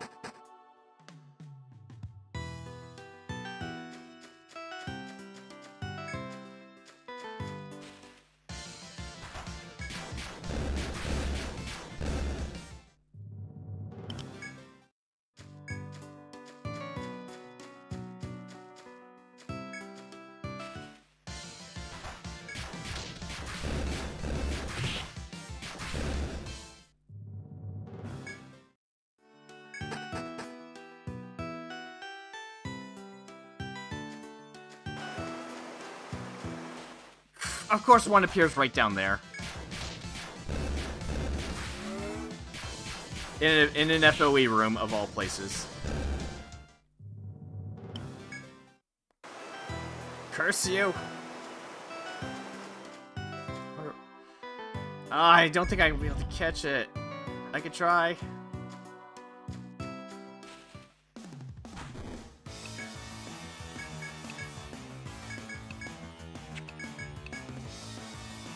Shadowbind, yes. I believe everybody will be doing 1 point damage to it anyway. Okay. Oh god damn it.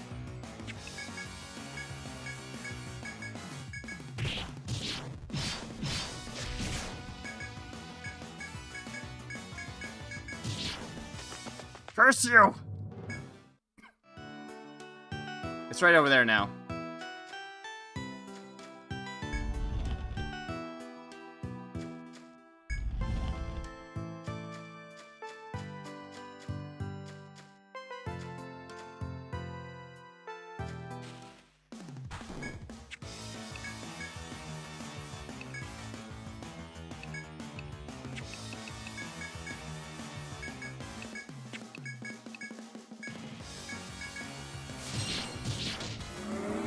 it's like fine now.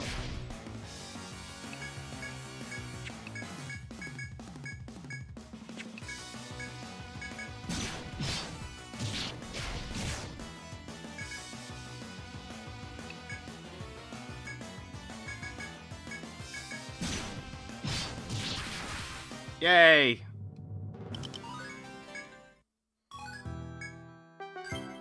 Now let's just go back to town because I just used up a lot of my resources. That was worth it, whatever.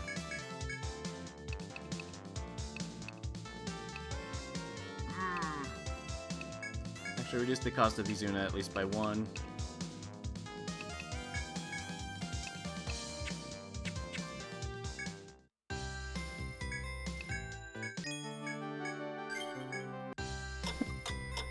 They do not, nope. Power Suns do not drop anything. They just give a lot of experience points.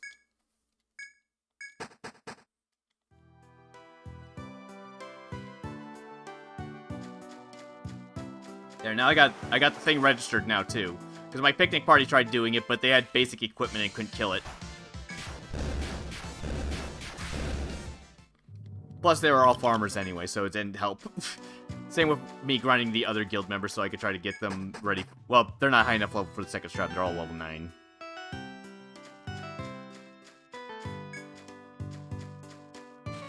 I could quickly fix that.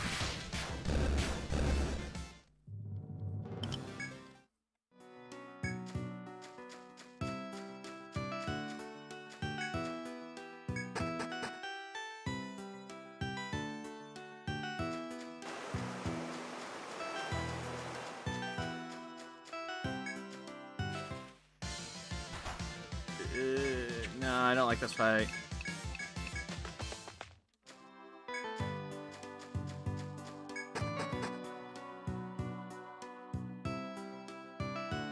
Over here. Okay.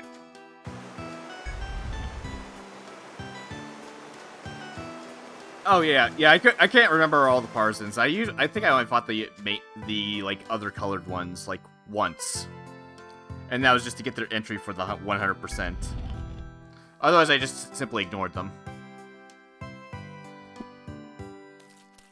Alright, Narmer's running away.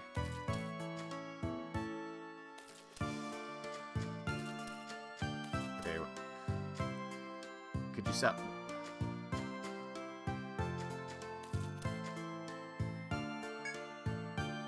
Oh, right.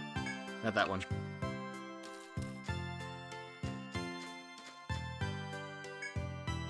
Okay, now it's not constantly moving around.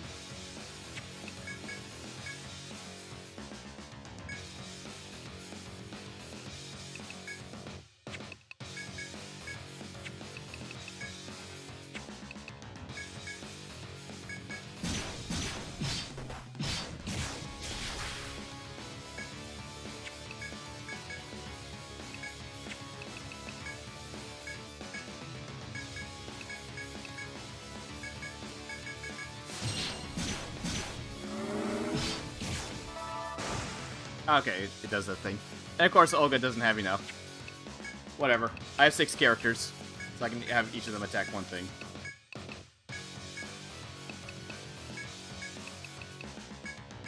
It's also why I like having Ninja in this fight.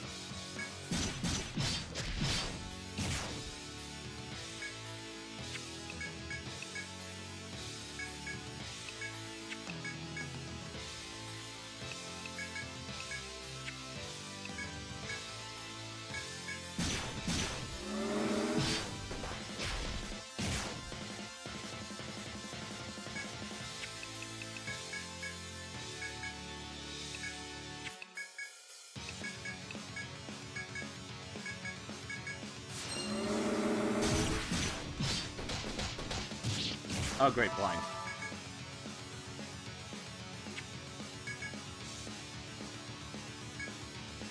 Oh, we're so close. Getting past the first phase.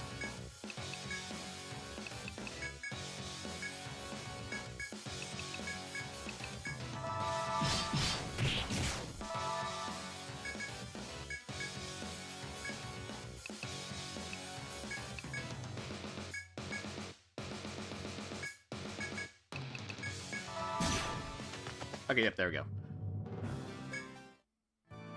Just as you thought Narmer had escaped, more creatures suddenly appear about the chamber. It occurs to you that if you allow the beastly fish to flee, its wounds may heal. You may pursue the wounded fish or retreat to attend to your own wounds.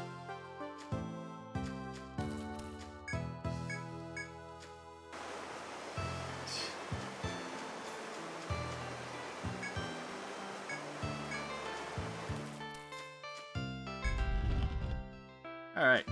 Let's hit up that camp spot to recover all of our TP.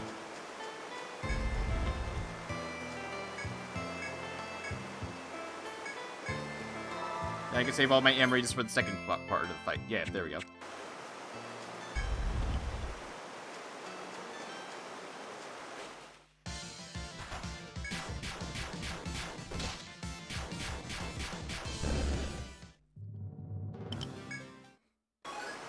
No, I didn't have a purple skill. Oh, that's sad. Nope. I am not dealing with that. Alright, Narmer is... Okay, yeah, he's over here.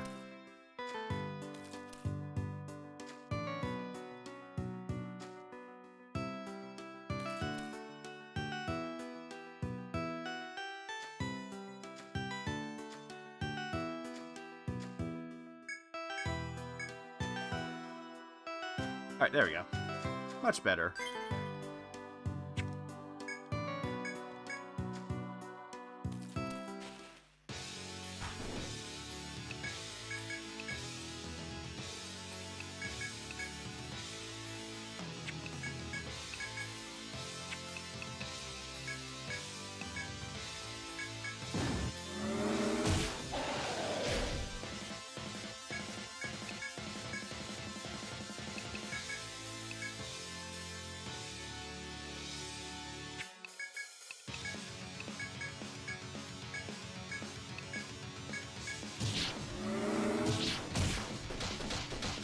Oh, of course. It just had to do that. Alright, I do have one shock oil. And a brave vent. Okay.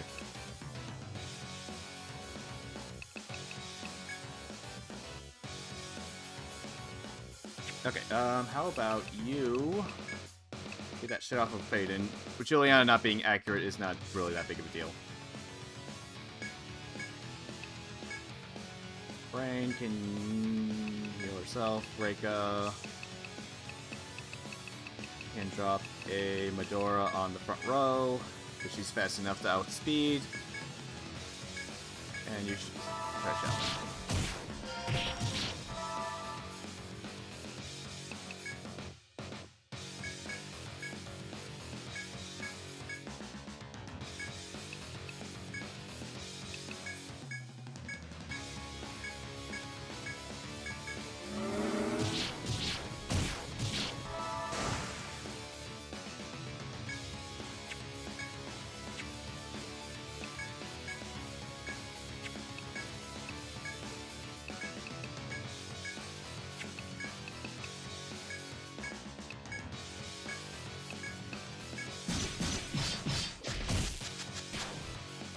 Of course, the last one I check.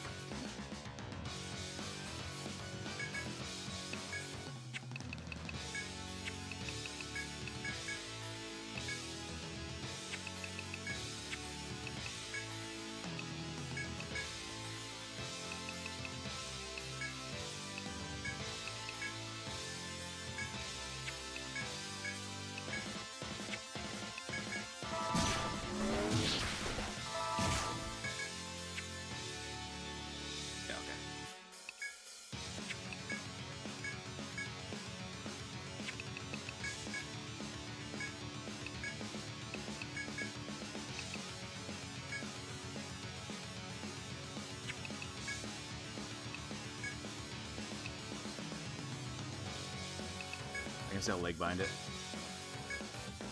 No, not that. Doing Juliana.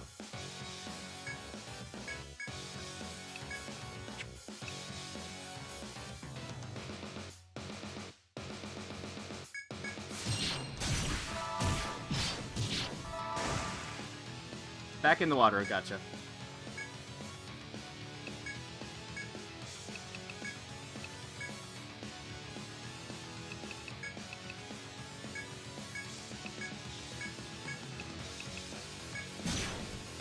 Nice. Of course she missed that one.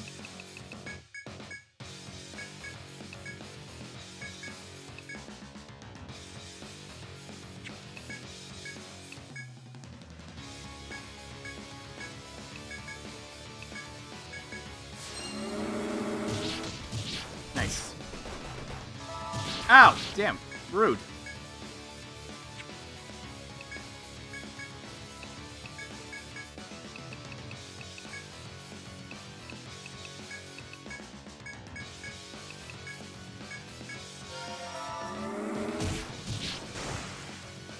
Rude.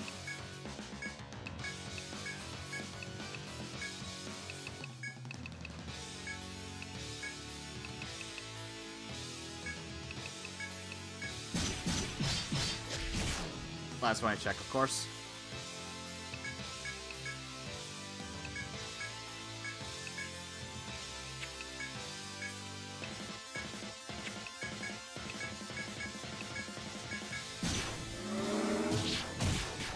Yay!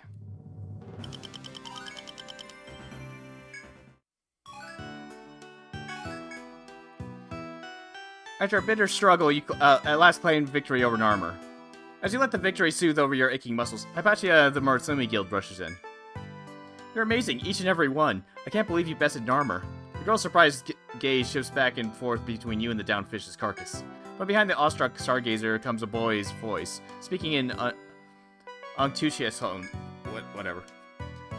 Thanks, now we can all go down to the second stratum. A fresh-faced ninja walks off, leading the girl by hand while babbling enthusiastically. Come on, we gotta get back to Armor Road and get our stuff together to go deeper.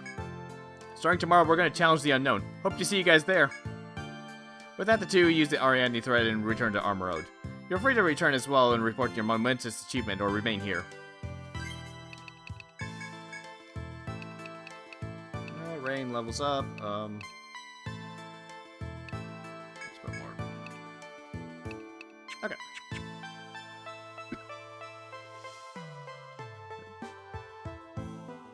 Oh yeah, I made that mistake plenty of times when I did EO1.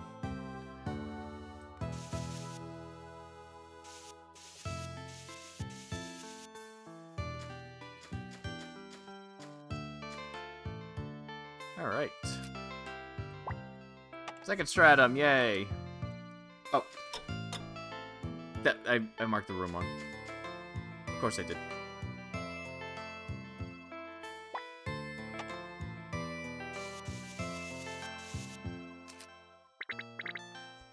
Room was bigger than I thought. There we go.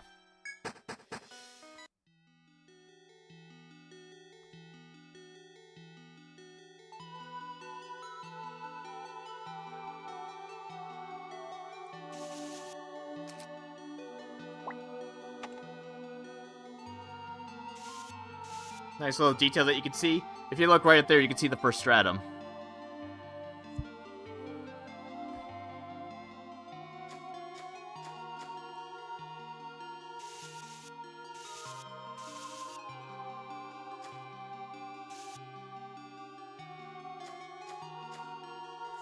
You work your way through the new stratum that seems so reminiscent of the deep blue ocean's floor.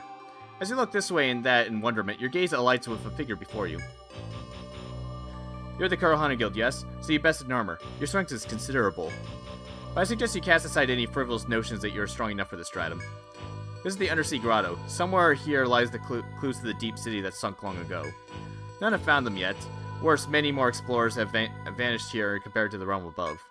Understand that the dangers here are far beyond anything you face in the first stratum.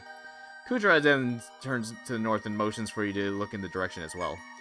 I leave you with this last piece of advice. You see that pillar of light? Look in the direction Kudra indicates to see a pillar of light that rises from the heavens. That is a submagnetic pole. Its workings are unknown, but it will allow you to travel freely between the labyrinth and the town. Perhaps it's some remnant of the deep city's old technology. We have no way of knowing. What we may be sure of is that it is useful. Remember it during your travels in the stratum. The young man then nods to you before taking his leave. You want to resume your journey, but the submagnetic pole may warrant a closer look.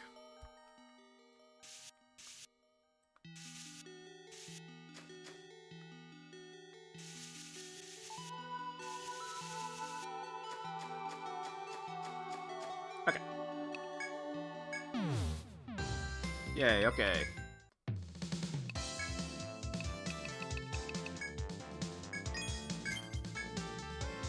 New bow, book, aim goggles. There we go. That's something nice. Ooh, it has hit. Nice. Even better.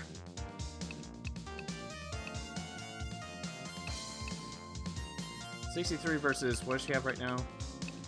Okay, yeah, that's a big difference. Oh, but yeah, it's a boss drop, so that would mean that I would have to, like, kill Narmer several times, and kill Narmer 4 more times if I want to actually outfit it. I mean, plus hit is fine. Whatever. I'm good on that. Anything cool in the armor? Eastern Nest. That's probably something from this stratum. Aim goggles.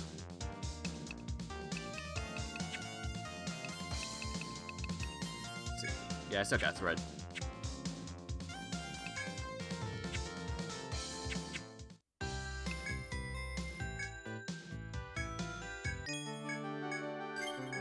Real quick.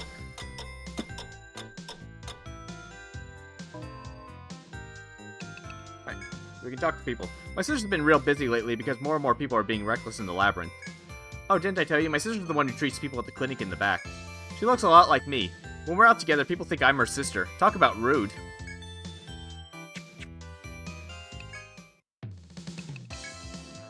Welcome, everyone. It seems things are going quite well for you. By the way, isn't this a lovely hair ornament? It's called, Megonote. It's all the rage amongst ladies in the eastern lands. I doubt any of those maidens would look as fetching as I do. I can't believe you defeated Narmer. I must be the dreamer. Be pinching me. Man, I can hardly believe you got so strong so fast. Today's a good day. Your drinks are on me tonight. Drink till you drop. Now, I can't let you buy me a drink today. I didn't find this in myself. This one's on the house. You know the world puffers, yeah? They say their ebony livers taste like the food of the gods. Just try it when I get back. It's real simple how to get it. Ice one up. Freshness is everything with this thing. It rots real quick. Freeze the puffer, then yank it out. You got that? Don't tell anyone. I mean, go thank the chef who's drinking over there. Have you ever eaten a world puffer before? If not, I highly recommend it. It's an Amuro delicacy. Some say the liver is like ambrosia. But adventurers wouldn't try to cook it. World puffers secrete a powerful nerve toxin. If you're not careful, it can cause numbness of the limbs, paralysis of the body, and even blindness.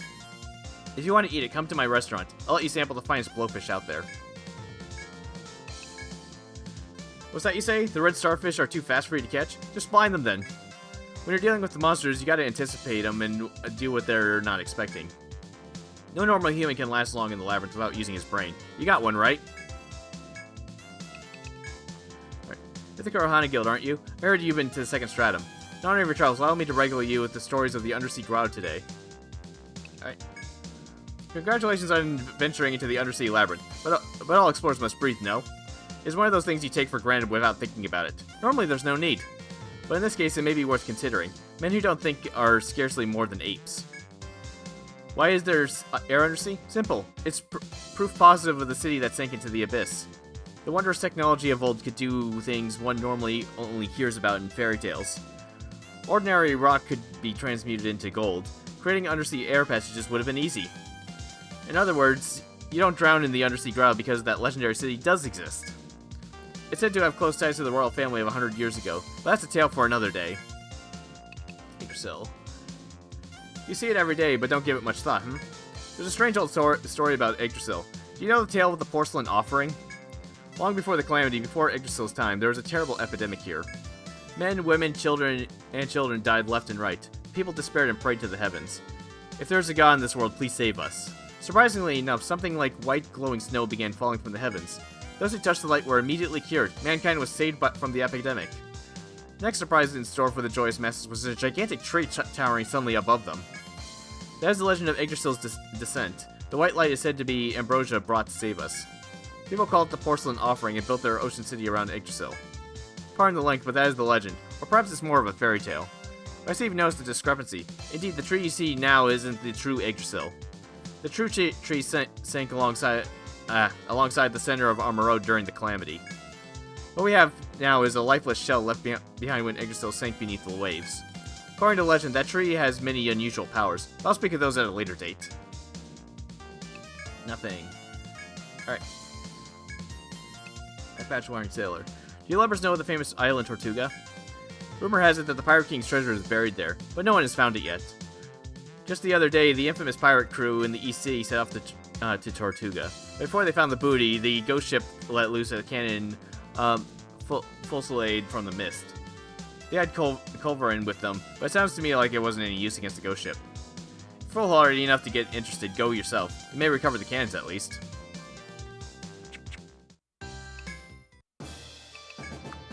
The death rate of explorers jumps up sharply from B5 on. Know why?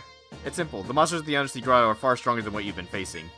You polish off Narmer, sure, but you still have trouble against them. Best of luck. I heard from the boy at the inn that you defeated the giant catfish on B4. My, youth grows up so fast these days. Or maybe I'm just that old now. Once you pass the first round, it's said that an oceanic area awaits you. If you need any advice on it, feel free to stop by. It's all an old sea dog like me can do to help out explorers who face the trials of the ocean.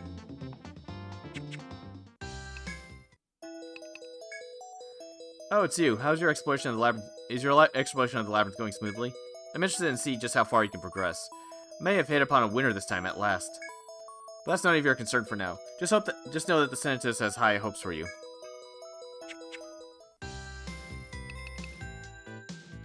Let's see.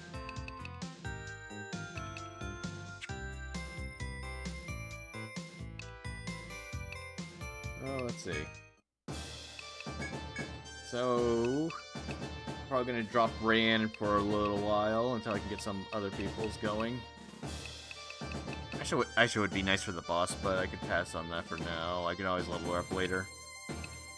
Zarius, on the other hand, would be good for this portion. So let's level up a couple of the other characters at least to get him caught up. Anybody's not in this group. Oh, no, Zarius on the front row. Even if I could have just fixed that immediately. Lillian doesn't need to level up. She's fine. Alright. Unfortunately, I don't have the quick level up thing, so we can just have everybody auto-battle stuff for a little bit. And the fastest way to the second floor is just to start from the undersea grotto, because I'm not going to bother fighting stuff until I've actually killed it with my normal party. So I can just quickly level up everybody. I don't care about cheating. It's either this or I spend over an hour trying to get these characters caught up. One or the other. This is stuff I tend to do completely off camera. Oh right, I haven't given these guys any weapons.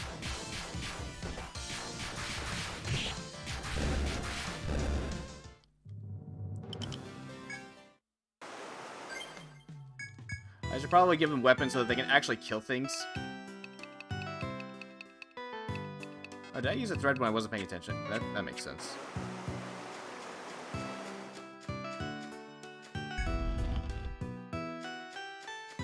I actively avoid using picnic mode on anything that I have not personally killed already.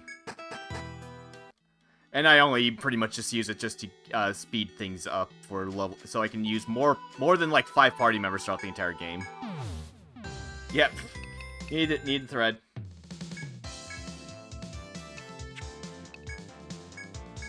One should be fine for the time being. Okay, these characters actually need weapons. Adric needs a spear of some kind. Anything's fine. I don't need the most expensive ones right now. I don't plan to have Adric in the party at the moment. He's fine. Aisha would need a rapier so she can actually do stuff. Okay, Jakku also needs a spear, I think.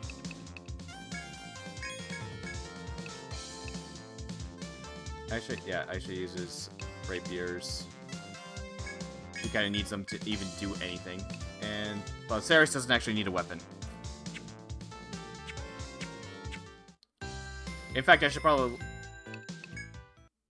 I'm gonna register these guys real fast so I don't have to pop them back out again. Switch difficulty back. Since I'm fighting a boss.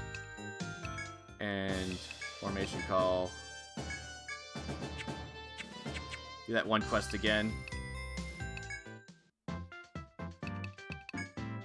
Oh, not that.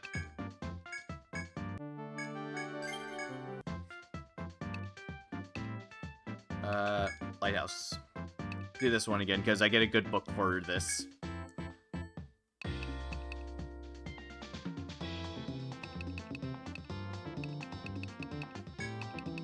Olga. Aiden's definite. Yeah, Juliana. Let's see,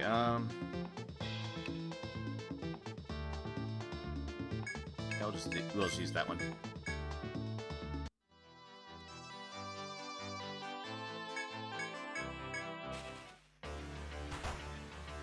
I had no problems using picnic mode on my party, but I usually just keep it. Only do that when I'm off stream, more or less, just to speed things up.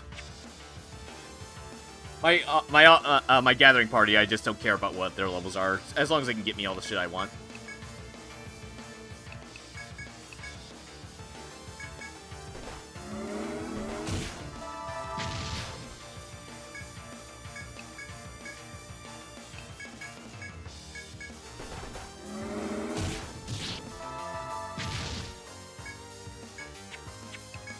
Okay, it's already almost dead.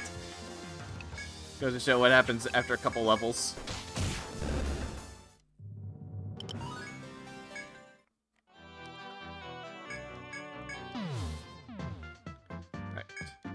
Alright, thanks to you, we're one step closer to becoming full-fledged astrologists with our research. There you have it. It's nice to see young people so driven by their goals. Hope you are too. Oh, this is also for you. The younger of the brothers left as a token of his gratitude. Book. Okay. That's all I wanted. I don't remember most of the other rewards being really all that interesting.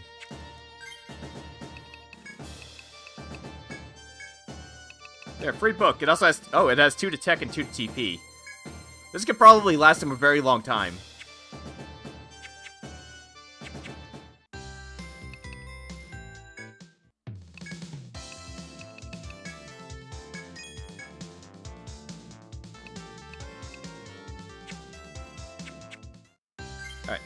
Now just turn it back down so I can get these characters leveled up so I can potentially start swapping some of them in. Juliana just hit level 12, so don't go above... Yeah, that's my general rule. Don't go above the current party. Because otherwise it'll really feel like I'm taking too much advantage over it.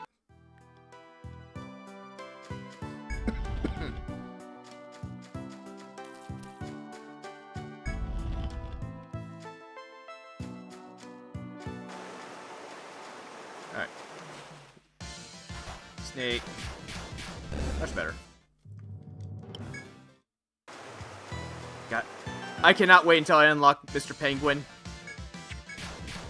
Considering how the Penguin's actually the best way to grind now with picnic mode. Because all you have to do is just, you just have to auto-attack it with a weapon under, I think, 45 attack. And it'll just die before it gets a chance to do anything. So it's actually fast. And you don't have to, and unlike Sela, you don't have to actually reset the game.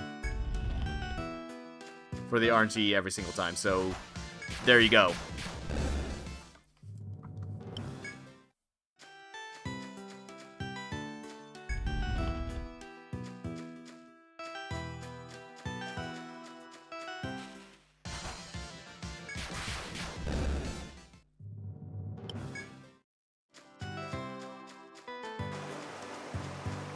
Put Ceres in this party because elemental damage is very nice in the second stratum.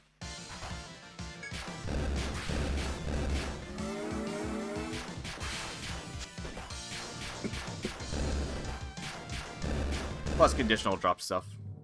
I mean, the game just tell me about a couple of those. Adric can probably come back in once I get to the third stratum. Unless I change my mind.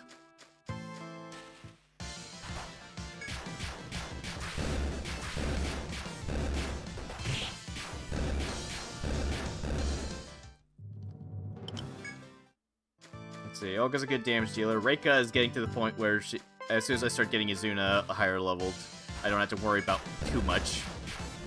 I'm more worried about the walruses in the second stratum because I remember those things pretty much one-shotting some of my characters here and there. So I kind of want to keep Reika around just to Izuna those things whenever they decide to look at me wrong. And like I said, Aisha would be nice for the boss. So, let's see. Okay, yeah, I'm at 2 hours. Okay. I highly doubt I'm going to clear the second stratum in 2 hours. I can always level up Aisha later, because she's her hanging is very nice. Headbinding the boss is really nice. Though hilariously, from what I understand, Kados is extremely weak to sleep, despite it being the sleep boss.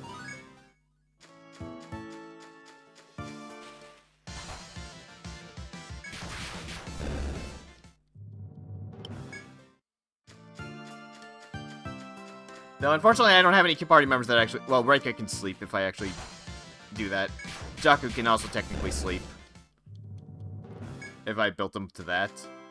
Lillian can sleep, but that's, that would involve me having a farmer in my party, so...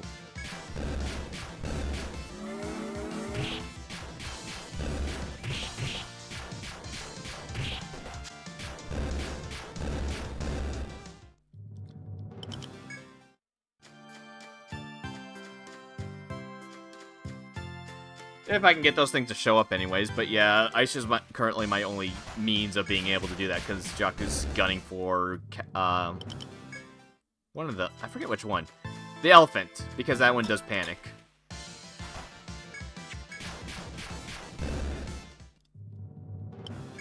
Though he probably won't be ready till third stratum. Probably. It's unfortunate wildlings take a while to really start get going.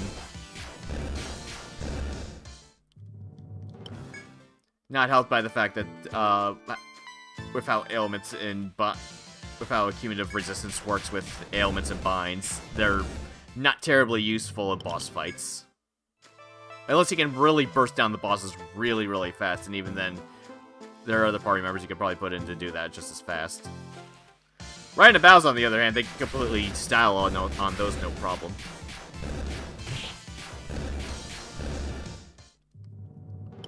Alright, that should be good enough.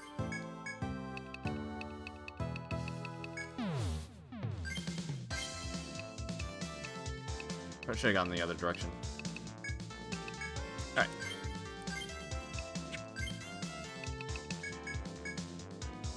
Alright, Adric, what do I want to give you right now? I mean, spear skill... Yeah, no. He's not getting those spear skills, those suck.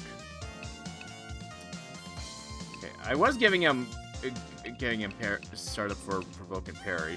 I'm not using him for the strat, so I don't have to worry too much, but he does want these sooner or later.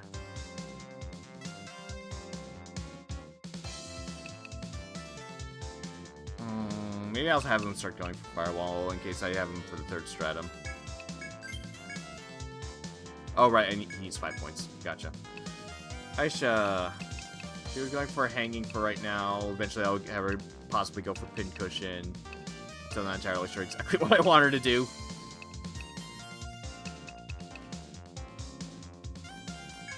Get this to 5. Maybe level up Trickster so she gets some TP recovery back. Jakku. He does want to dismiss Beast. Oh, yeah. The thing I did show off before. Look at this.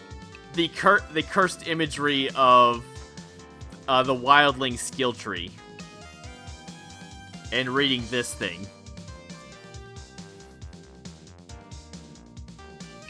This is just funny to look at.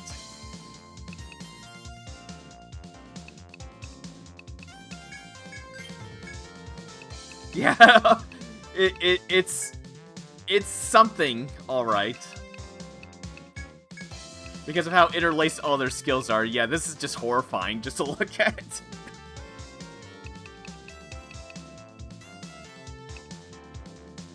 Ah, serious. Okay. Unfortunately, the star... God. Unfortunately, most of his skills have really shitty scaling. So he's better off just going for Singularity and Etheric Charge. 1 point in that.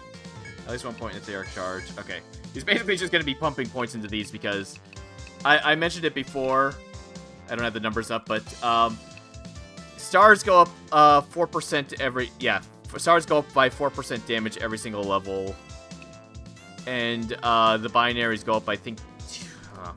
actually, I have... Let me check that list. Because I was actually looking at that. Okay, yeah. Stars go up by 4% every single level. They start off at 40% tech damage. And then they go... and they max out at, 4%. And they more than double their TP cost by that point. So, yeah, it starts off at 9%. It goes up to 22. It starts off at 8 TP, goes up to 22. 1 second. Okay.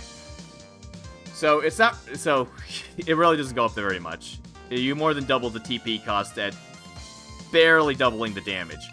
Binaries don't even double their damage. They start off at 30% to hit everything and go up by 2% every single level. So it's actually perfectly fine just to keep them at level 1. They'll do good enough damage just fine. Just as long as you take full advantage of Singularity and Etheric Charge.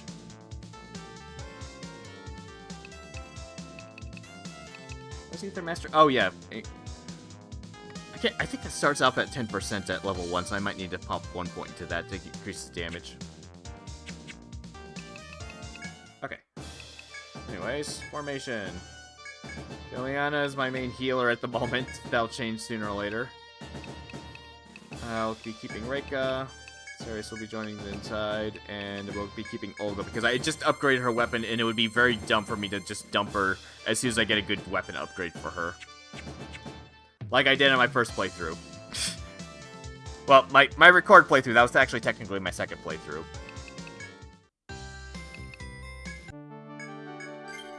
Oh, okay, there's level 13. Whatever, they're level 13. Close enough, whatever.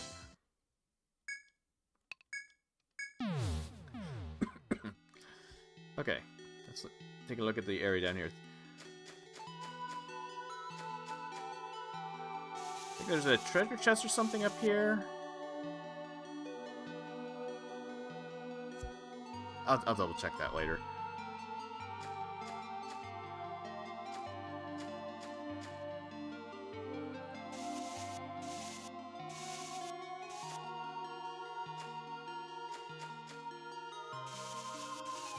Alright, what's inside the treasure? It's not where I am. There we go. Yeah! Coupon! Hell yeah! Please don't. Stop disconnecting. I know the cord's a little... You know the cord of my PS3 controller is not very... No, wait, this is a PS4 controller. Mark that, so I can keep... So I know to go for that chest on my second playthrough when I'm skipping through practically everything.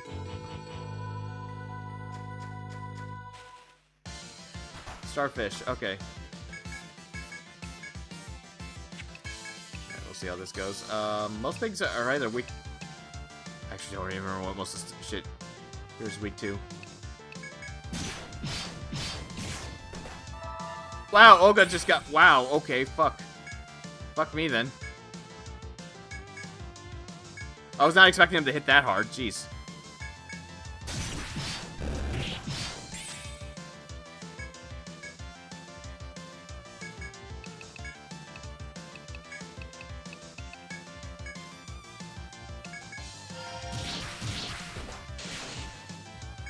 Well, actually, yeah, I was about to say, I can figure out what they're weak to, because I'll hear the nice little ding noise.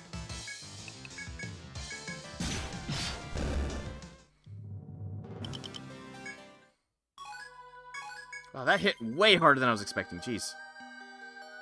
That's not cool.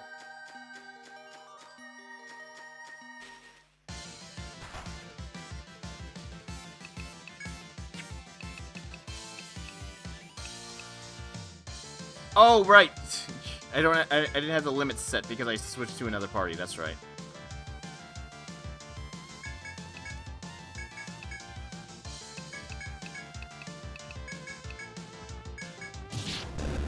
Yay, thanks, Reika. Alright. Take fights a little more seriously. How am I doing on items, actually?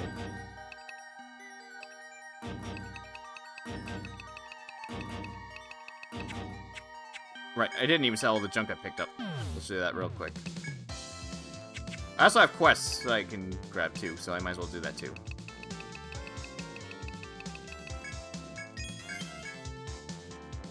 Got that sword again. Stock cutter. Some of that stuff will be nice. Let's store that coupon before Edie keeps trying to make me give it to her.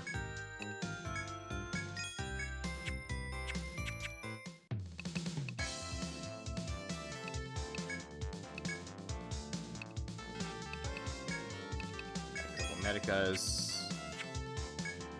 Armor. How are we doing? Not really that much better. Ooh, TP. I like that.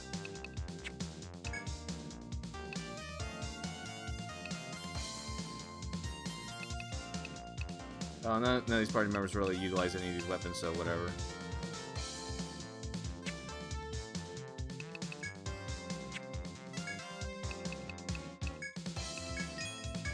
Right, I'm out. Okay, I've got to go get more nectar sooner or later.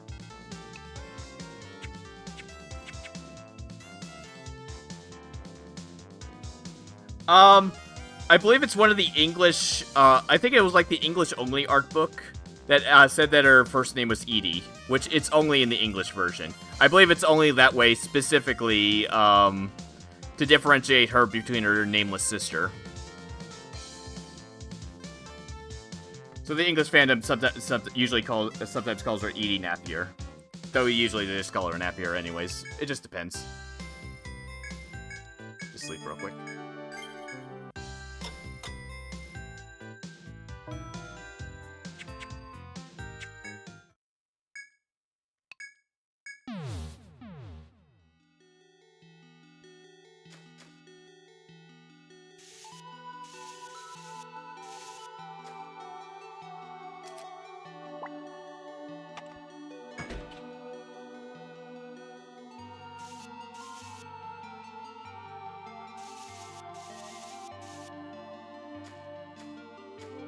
Oh, okay.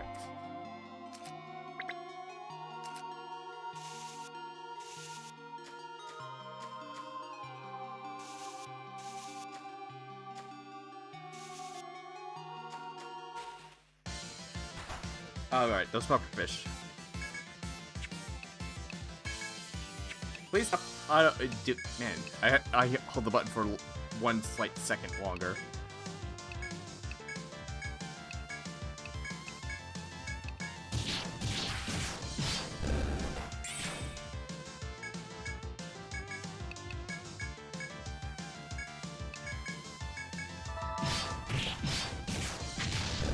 Man, the starfish hit really hard. Red bones.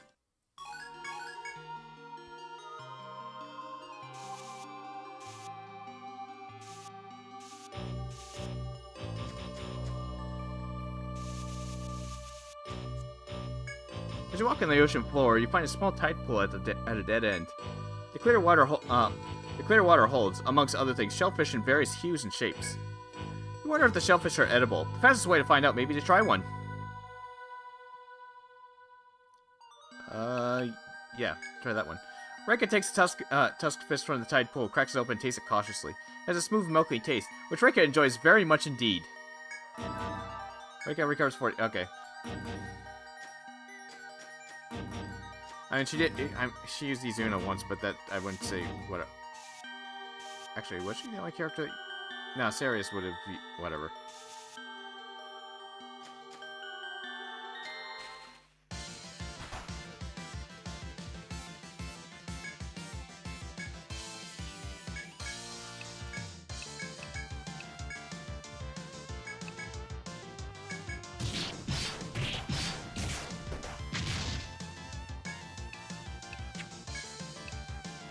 Oh, okay, they're not. Okay, they're just weak to bash. Gotcha. Should have been checking that. They're not weak to any elements. Of course they aren't. Why would they be?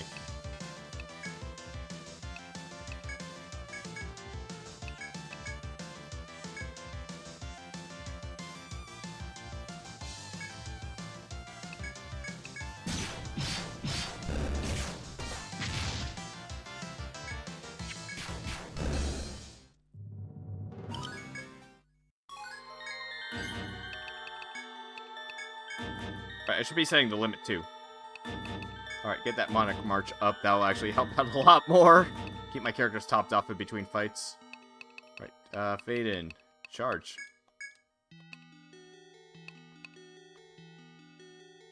Olga, Olga, Olga. I could start going for front mortar.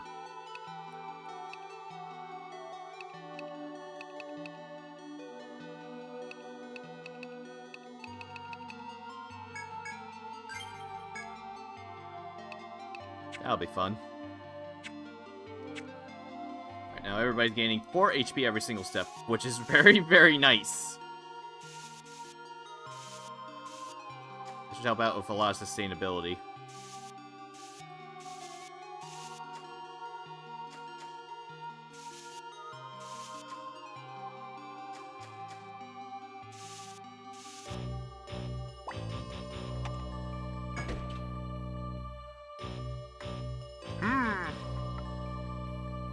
Done with EO. I mean, for I was planning for Halloween type stuff that I was gonna potentially look at Baroque, which from what I saw of it looks pretty interesting. It's a horror dungeon crawler type thing.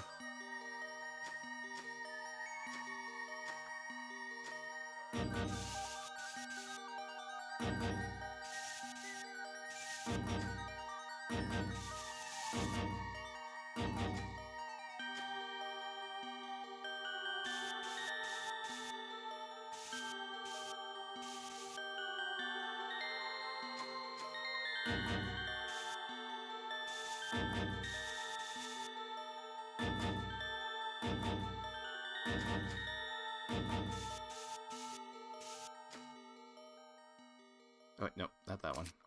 Right there.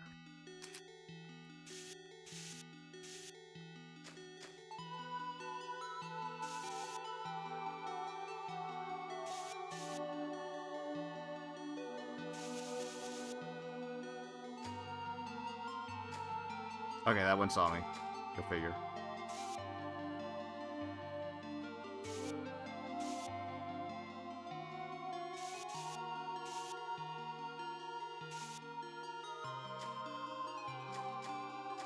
Ah, shit. You wander the undersea path and you stop to admire a small pond of seawater. The pond contains several colorful fish swimming peacefully. You can feed the cute little fish or ignore them and continue your investigation of the labyrinth. Do it. Jab some bread and drop it into the pool, causing the fish to gather and nibble at it. You spend a few peaceful moments watching the fish before a black shadow suddenly approaches. It seems this small pond of fish is a feeding ground for sea monsters. You're seized by the desire to fight the monsters and save the small fish. But then again... Do it. You grid yourself for battle, but Olga's quick trigger finger lets a bolt fly at the monster. The deadly shaft pierces straight through the monster, whose corpse rises to the surface. The fish are saved, thanks to Olga's quick wit. You give a sigh of relief. What's more, you found materials inside the corpse that floated to the pond's surface. Cool. Okay, looks like I didn't get one of those things to aggro on me. Foul spew, okay. They're not weak to anything, go figure. Weak to ice, gotcha. Okay. I need to set limit skills, damn it.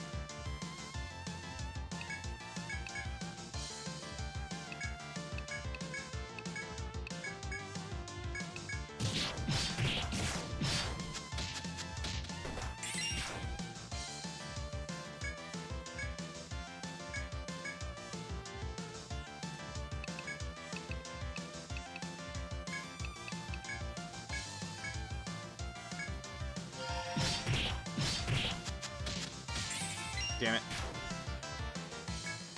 Actually, you attack that. You attack that. I started that so I can try to get that conditional drop.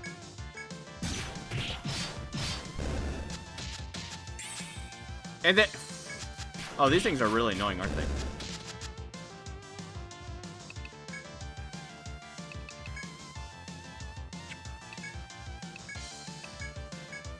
This one really does not want to die. Fuck you.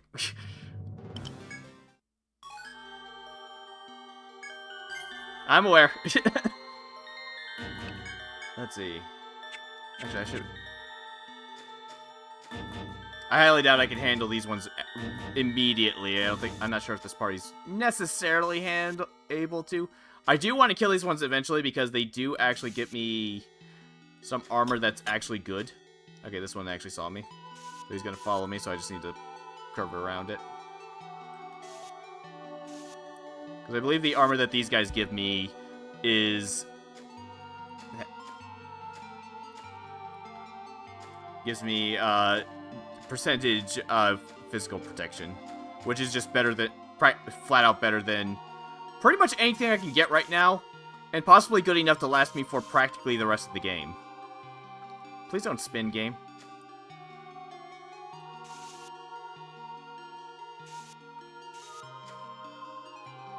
But of course I have to kill them first. Not that I'm not going to have to kill them sooner or later anyways, because one of them is actually required, because Olympia's a bitch.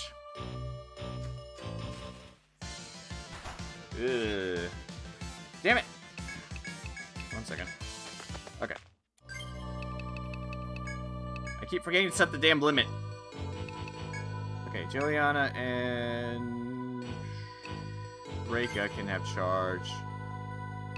Ceres can have Indomitable until I get him Hellfire, but I need to actually fight the boss to get that first.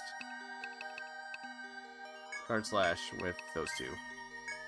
There we go. That should be slightly more manageable. And then I won't have to see the full limit gauge constantly mocking me because I keep forgetting.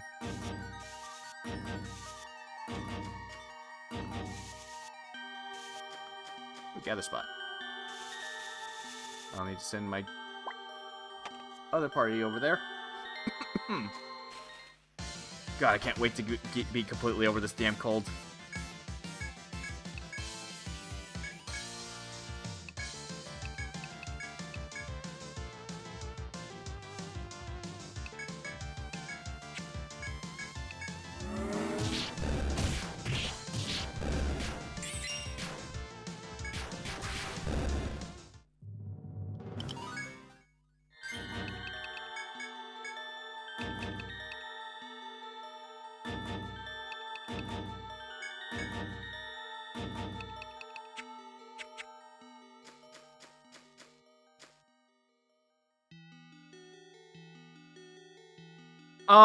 There's definitely going to be more Etrian Odyssey. Atlas specifically stated Atlas has been working on what was the trailer stated was next stage since around the time the Switch first came out, and they were kind of struggling to figure out how to do the mapping thing. And so part of the reason why these remasters were released was specifically to get the mapping right and get player feedback on what works and what doesn't. And from what I've done with the controller mapping, it works fine. So this is basically just a test to so they can try to get next stage back in there. But unfortunately, next stage devs are also the Shin Megami Tensei devs. Atlas has multiple departments that work on their different things. The Persona devs is their only thing, so Persona getting worked on is just those devs. But SMT5 was also the Etrian Odyssey devs. In fact, the current director of the series was working on SMT5, which is why there hasn't been anything about it, because Atlas loves announcing things years ahead of time, and then not announcing anything about it until they have something to show. Which is why we haven't seen anything EO for a very long time.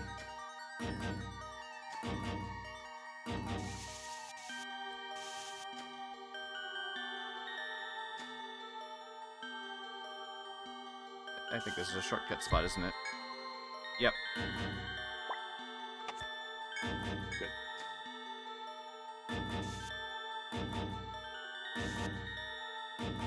Yeah, Persona 5 announcement was really bad. SMT 5 was... God.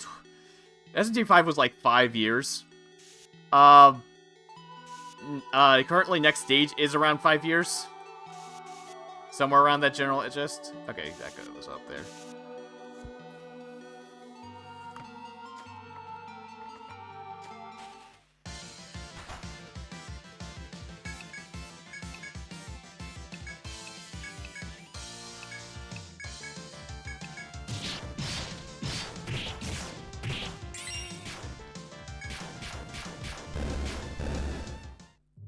Yeah, that game was kind of weird. I've never played it. I've heard good things about it, at least. Even if it's not so much SMT as it feels more of a Persona kind of spin-off.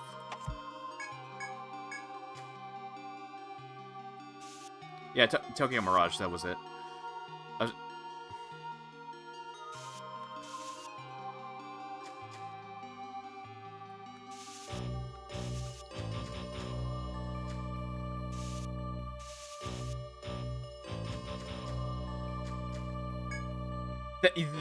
Yeah, the censorship thing was another major problem. Not really helped that when they re-released the game, they decided that all regions need to be the same. So, Treehouse kind of screwed over that game. They kind of screwed over a lot of stuff. I mean, I've seen some of the Fire Emblem censorship they did with that, and that was pretty depressing. Even though I've never really played... The only Fire Emblem game I own is... Awakening? The 3DS one.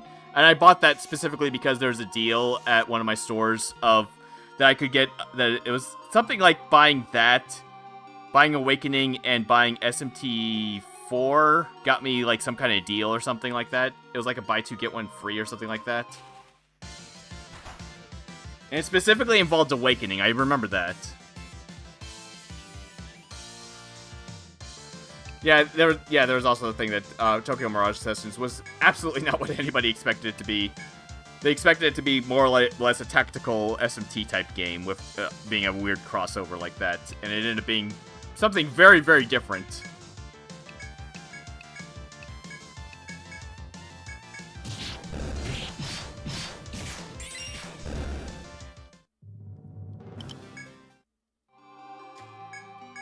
Treasure.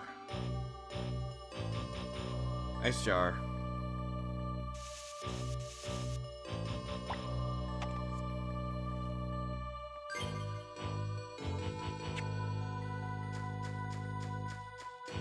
Unfortunately, I don't want to start using Amritas in the middle of the dungeons quite yet, considering how I can't make those yet. Those are mostly for FOE and boss fights. So Sarius doesn't really have anything he can do, because all his skills cost 8.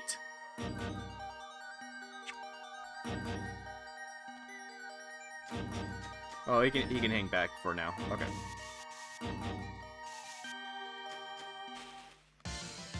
Ah, yeah, this thing. I remember this asshole. Reika, get it. You defend. Thank you, Reika. It's why I keep you here for.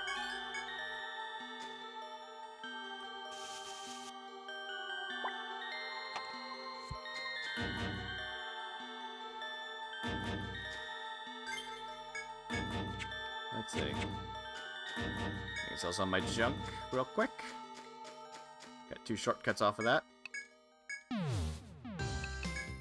I could also grab some quests that I keep forgetting to grab.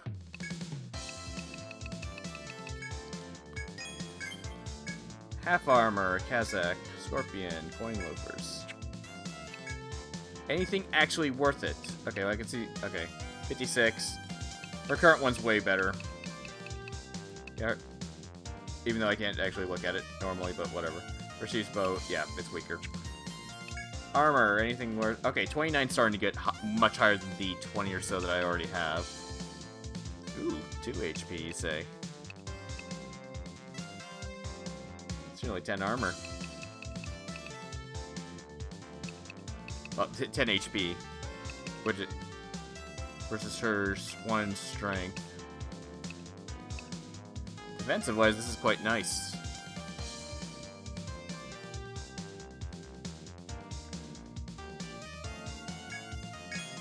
I'll get rid of that.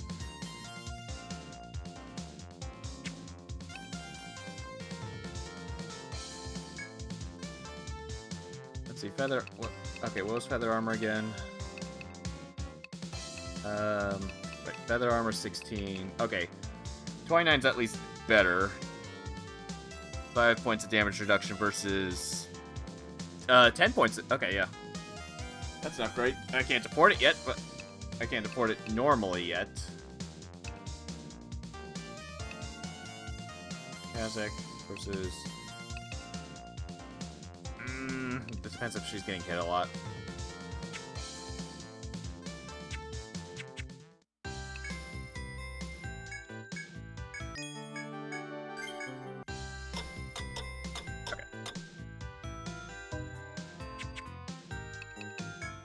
First off, register this party so I don't have to do that more than once. Alright, formation. Oh, let's see. Okay, so first off I need my farmers. Plus a couple characters that can actually keep them defended, potentially. Maybe. Just shove Aisha and Etrian in there. These characters are mostly just going in there just to grab a bunch of junk.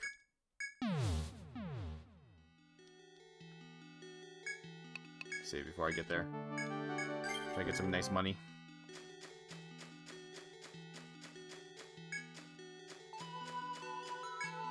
Alright, what do we got? Light. Jet.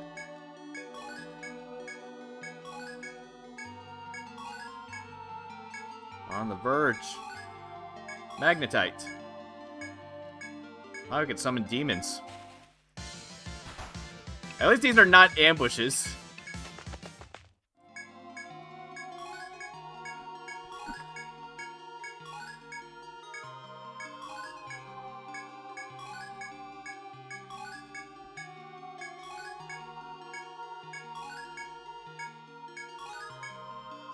Too exhausted. Okay, we're all good.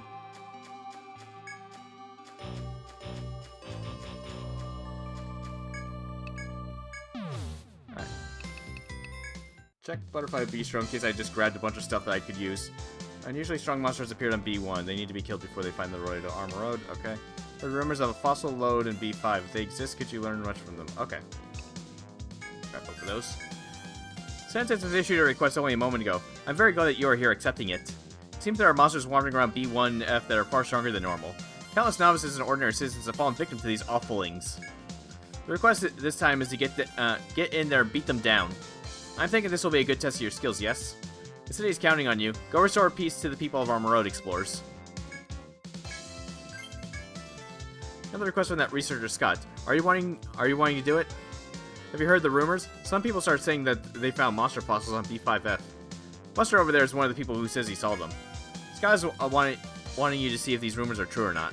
We're both counting on you to get the job done. Get to it, explorers. Alright, what? Fossils? Oh, that story again. I managed to get there through the hidden way on the west side of B5. Hidden way on the west side, okay. It was a total accident, being chased by a huge crocodile. Okay, somewhere over there, okay. If you're not careful, you'll pass right by it, so keep an eye out. Miss another sea beast bowl over here, please.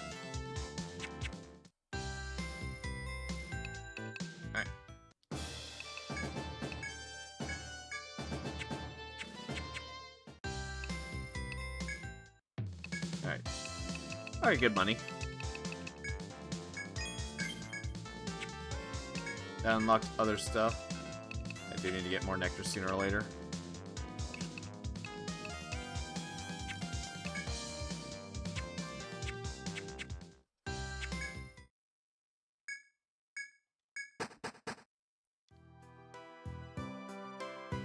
Okay, well, there they are. The moment you step into the forest, an ear-piercing howl shakes the air around you. Think back to the request you accepted. It sounds likely that it came from the targets. You can take out the monsters and fight them, or ignore them for now and continue on your way.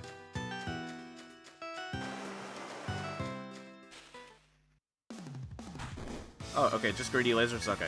I haven't actually fought any of these things yet, now that I think about it.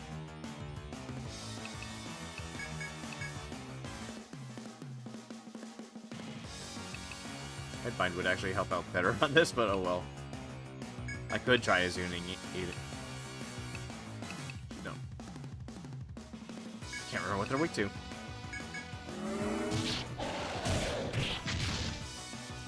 Not fire.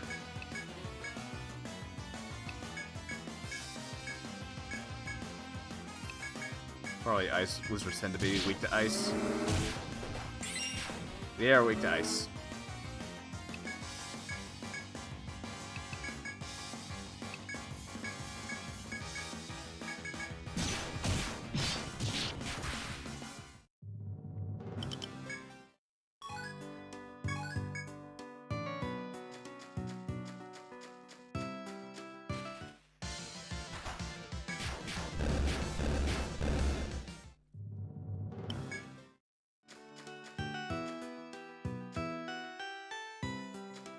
I was hoping to get a back attack or something, but oh well.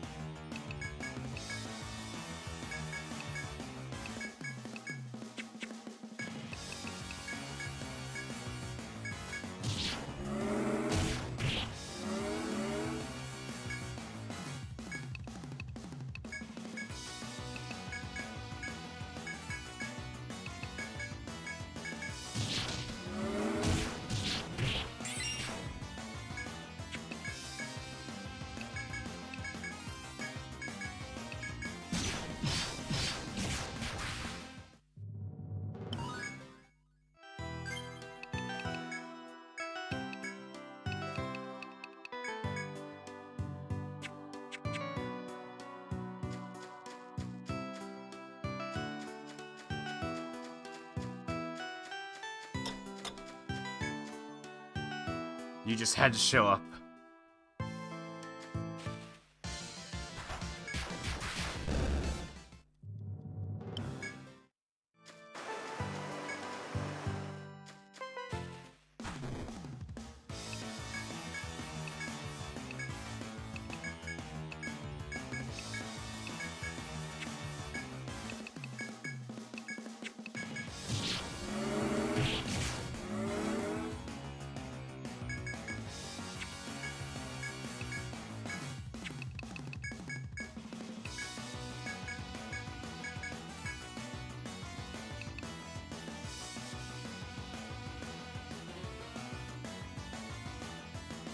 Yeah.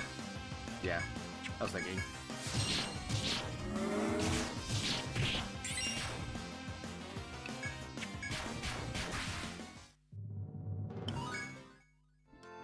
As you strike the death blow, the monster lets out a final keeling wail and collapses. You completed the request. You should report back to the bar for your reward. Alright, Monarch March max. Okay, we don't need it any higher than 5. 5 is more than enough for the rest of the game.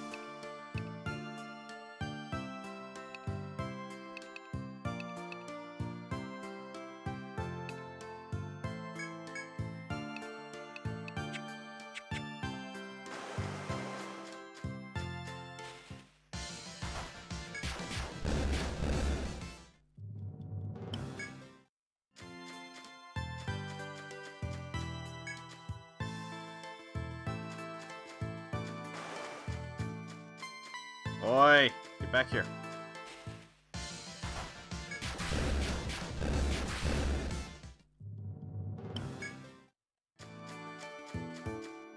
Of course, it's going down there because it's in escape mode. Okay, it's gone off into the other area that I don't have access to till near the end of the game.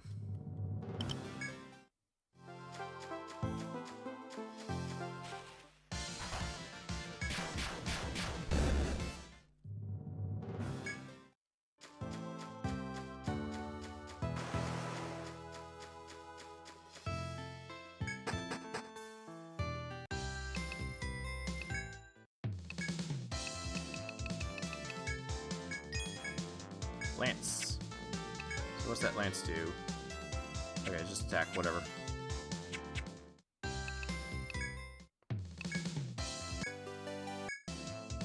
Welcome to you. You're returning with safety. Yay! A guard came a moment past and told me you accomplished the request. You're getting so strong lately. So dependable. Thanks to you, the danger is dealt with and Armor is resting easy now. Work the good upkeep, yes? Here's the rewardings as promised. Do help us again.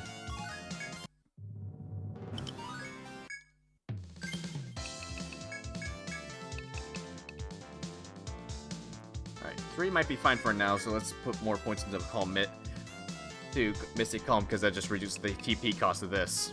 So I can spam it more often. Alright, I'll at least put 1 point in front mortar. Not having her on the front row until, like, actual boss fight type stuff.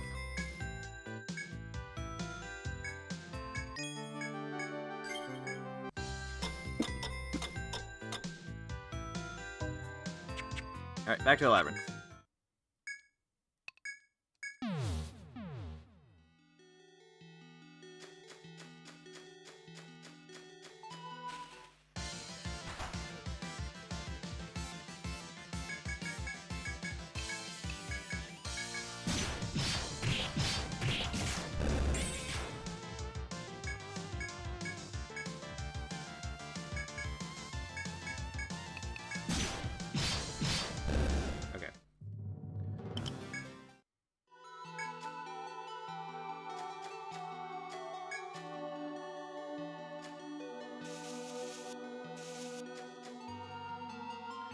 One too far.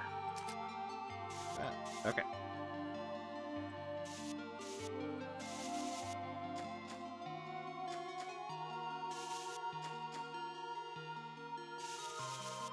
While continuing your journey through a blue forest, you meet a familiar female astrologer.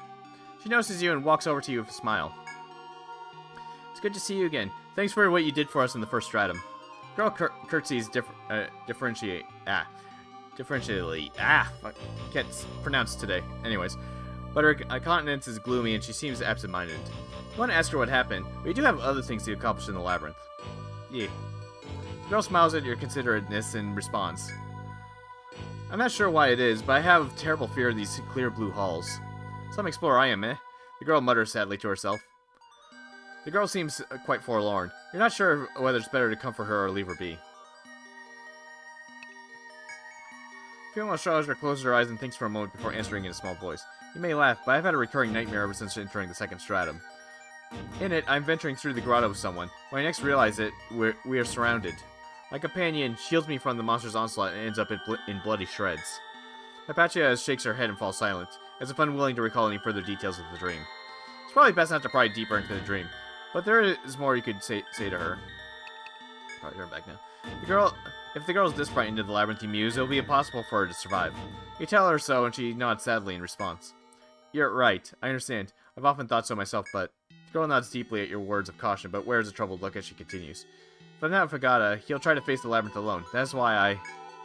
After these nearly whispered words, Hypatia hurriedly thanks you for your advice. I do realize the danger. I'll think about it some more. The girl apologizes again for troubling you with such a trivial matter. You have no more to say to her. It may be time to be on your way. Nothing. Decide to leave the forlorn girl to her devices and leave the area. I am actually going to mark that, because that is an event spot, and I don't want to accidentally miss it on my second playthrough.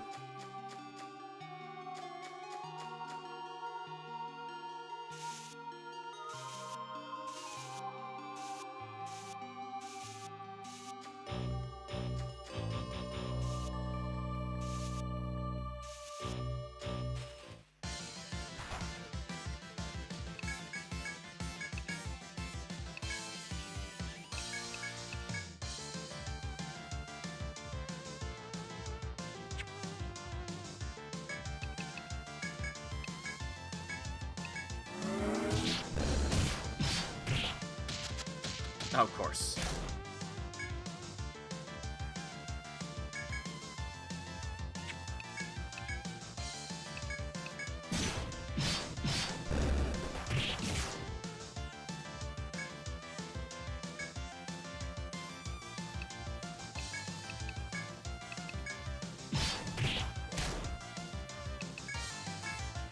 Maybe I can get him out of that confusion.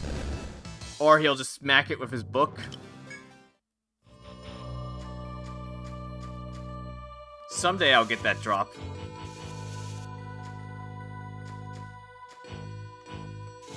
Right, I remember the spot I think I got is over here. Yep. As you walk the blue ocean, you notice a diminutive ninja in the small room further on. The boy's sudden approach shows that he has noticed you as well. Yo, how's it going? The boy asks, but his signature energy seems muted today. Though the boy has already been trouble, you don't know if you can bring yourself to ignore him. What's wrong? When he says he doesn't quite seem himself today, Agata scratches his head before answering. Oh, it's nothing, really. Just Hypatia has been acting weird since we got to the second stratum. She doesn't look well, and she's acting weird too. Though I can kind of see why she's nervous. Curious about the boy's odd statement, though you're not sure how involved you should become. Yeah. The question seems to be made with Agata uneasy, but he's willing to open up to you. Hypatia's dad was one of the first astrologers in Narmer Road. He's been to the labyrinth before. But her dad's guild left one day to investigate the stratum and just never came back. After that, Hypatia, the boy falls silent. It seems he has no desire to continue the story. You can try asking him more, but you wonder if you haven't heard enough already. Continue. Guess Agata what he had been so hesitant to say a moment ago. The diminutive ninja seems to be conflicted, but finally responds. I think Hypatia has been here before with her dad. The day her dad went missing, she was in such a shock that she couldn't remember anything. She acts happy and doesn't remember anything about the past or her dad. That's kind of why I brought her here. If we can find some clues about her dad here, maybe she wouldn't have to suffer so much that if she could finally remember. The boy seems quite determined. His own course is set and he has no more to say. You decide to leave him here and lost in thought and go your own way. Oh. There we go. Nice shortcut.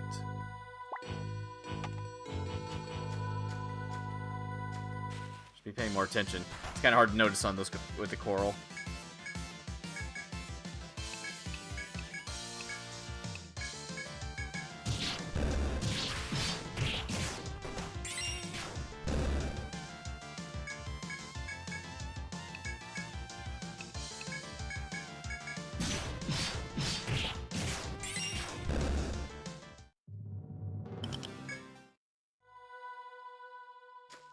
Oh, there was a spot right here.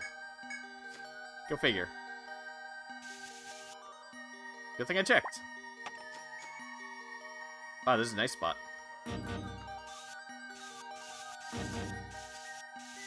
Okay, this one's locked, so I won't be able to open that until... I think I get the key at the end of this stratum? It's either this one or the next one, I forget. I get one key at the end of this stratum, I remember that much. I just can't I just remember the moon key is what you get at the end of at the very end of the fourth stratum. I can't remember which ones you get at the end of the third in this one. Sleep gas, okay. Nectar 2, okay.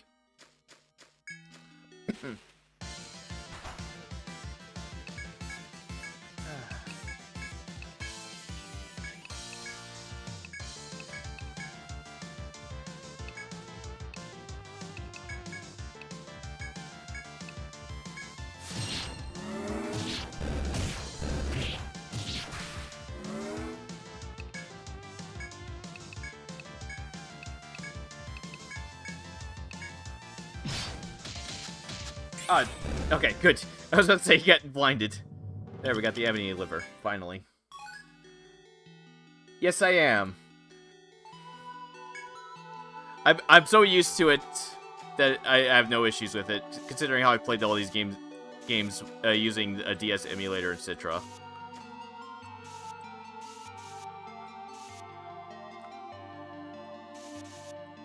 Alright. Oh. He didn't notice me. Cool. Come on.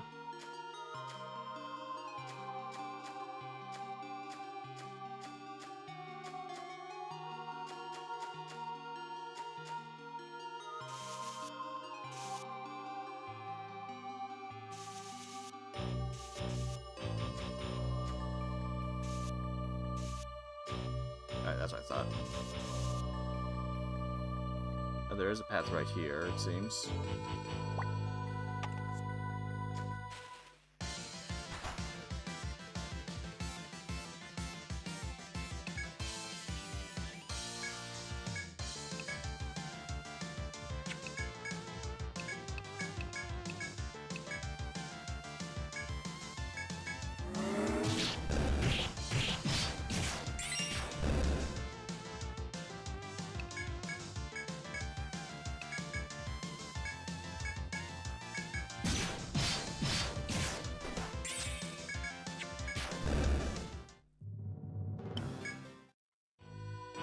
Yeah, it's fine. I didn't think it was criticism or anything. Oh, right, okay. Yeah, this is a one-way path that goes back. I remember that. Most of these puzzles have one-way paths in case you screw yourself over and don't want to fight the FOE.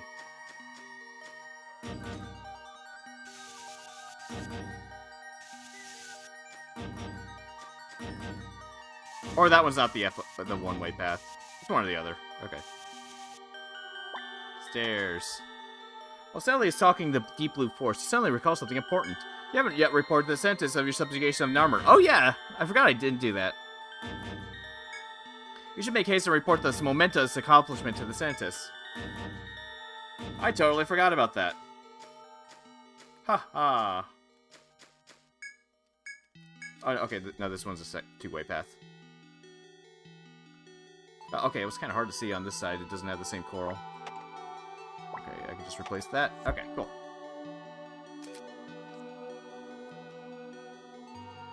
Oh, west side. Oh, it's right there. Oh, okay, I can do that one quest right now. This is the spot he was talking about.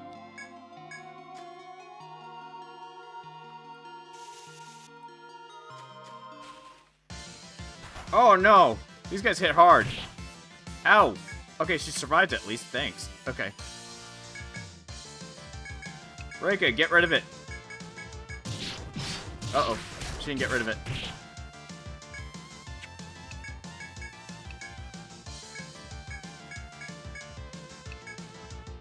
Right, okay, they're weak to fire and lightning.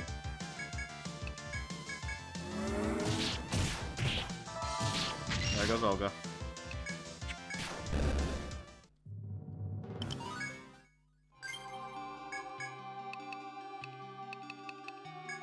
Okay. I don't have very many nectars. I'm actually going to have to go out of my way to get some.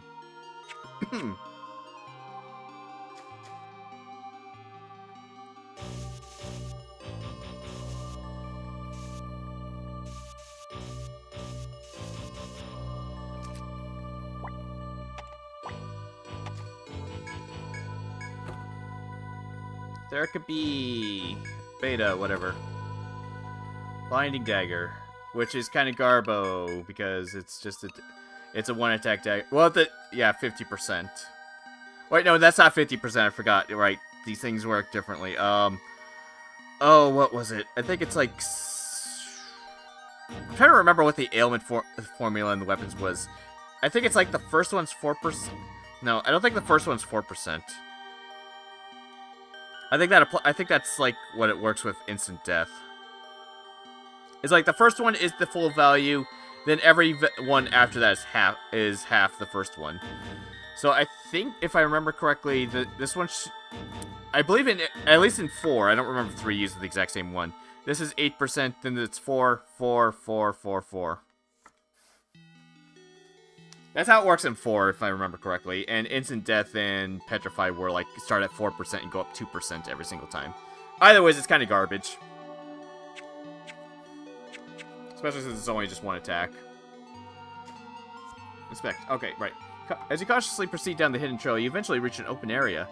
You notice several chalk-colored bone objects protruding from the ground. You think back to the request that you took to search for the fossils. This must be the place. Because the path is so hidden, it is possible nobody found them after all this time. So you had to write down the details of this place and its exact location in your report. You have completed the request. Take your report back to the bar and turn it in. Okay, cool.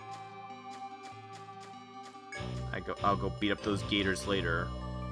It should be weak to ice. I don't remember how much HP they have. They might not even be that terribly threatening. I say they're not that terribly threatening, even though I think my party members are not really able to handle them at this point. My party can barely handle most of the regular enemies in this place.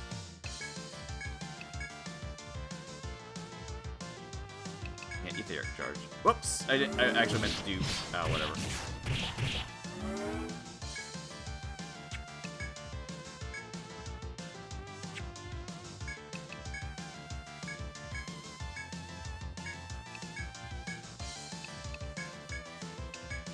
Meant to do heavy shot.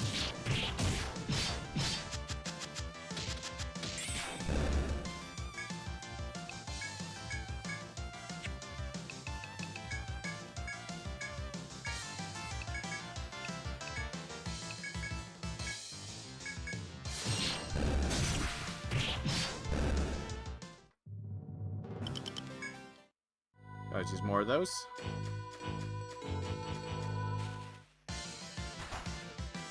Of course, you have to amp up how often these are getting attacked as soon as I'm trying to leave.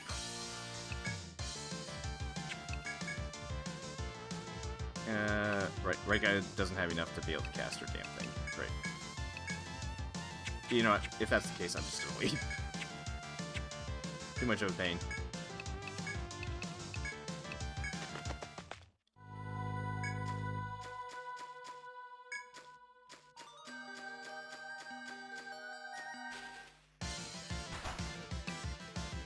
Yeah, two starfish are fine.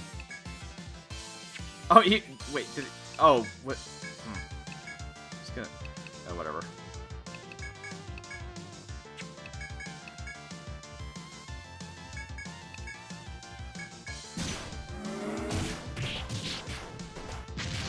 Of course. Of course.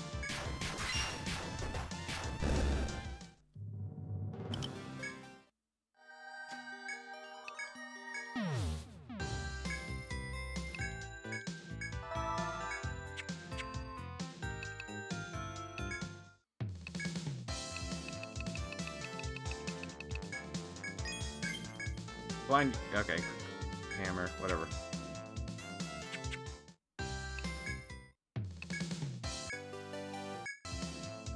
Hello again, were you able to find any fossils? Also, they're deep inside a hidden passage. I'm surprised that something so old could exist. History is exciting, is it not? Well, alright, thank you for your report. Here's the reward for you. Hope we can work together again soon. Stay safe. Spatha.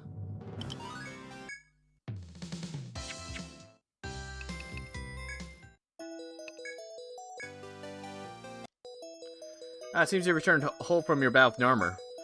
Most praiseworthy feat. I thought you to be whelps, but in truth you seem rather skilled. Well then, Guild Kurhana, I grant my permission to venture into the undersea grotto. Once a part of the ocean, its halls are filled with air now. It can be traveled. It's part of the labyrinth now. Do not go there lightly. Ah yes, I almost forgot. In recognition of your services of defeating Narmer, sent this as a reward for you. Money. And experience points.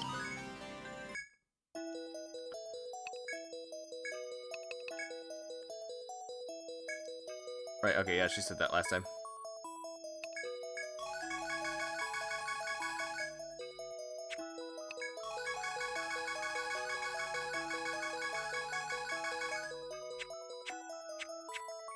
Oh, it seems another guild has assisted you on the mission.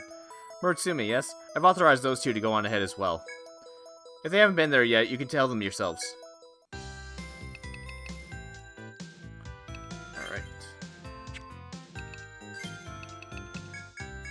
Okay, she doesn't need... Okay, she's fine on the Monarch March type stuff, so... Let's see here... Oh, she'll definitely... Oh, right, I do need this before the boss. It'll make him a lot more manageable. Oh, but I need 5 points in both attack and guard. Of course I do. Well, I guess that's where her next set of levels are going. Okay, Fei.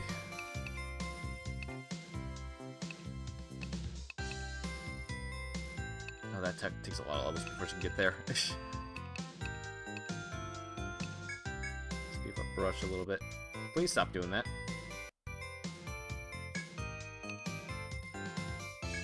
More Mystic Calm so she can cast Izuna more often. He has 2 points, of course he does. Singularity. There we go.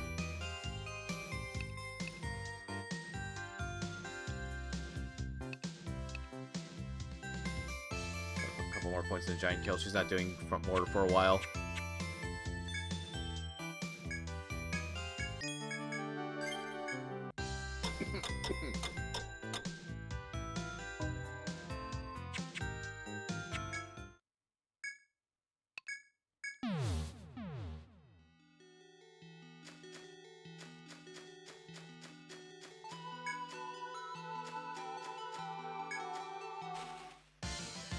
Why?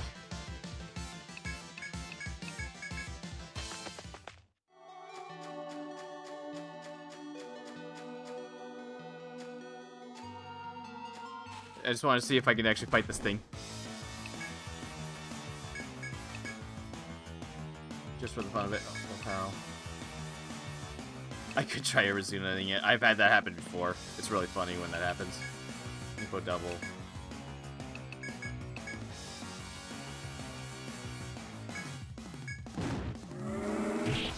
Oh, okay, there goes that.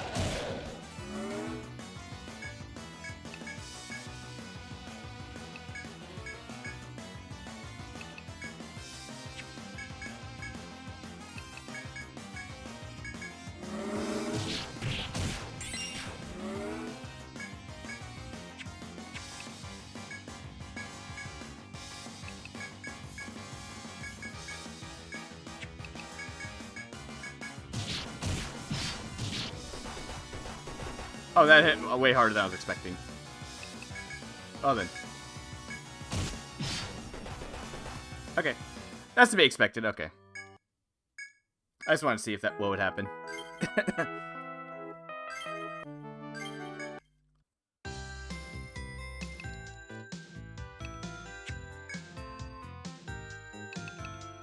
Alright, do I get... Right, I was about to say... Do you recall our talk before about expanding your ship thanks to the reaching at Ayutthaya? Well, the shipwright hasn't come from Ayutthaya yet, so I had the Marine go there to find out why. As it turns out, Ayuthaya's finest carpenter is missing. Nobody can improve your ship. If you want the modifications, I suggest heading to Ayutthaya and see what the holdup is. Oh, okay. I can do that. I know where it is.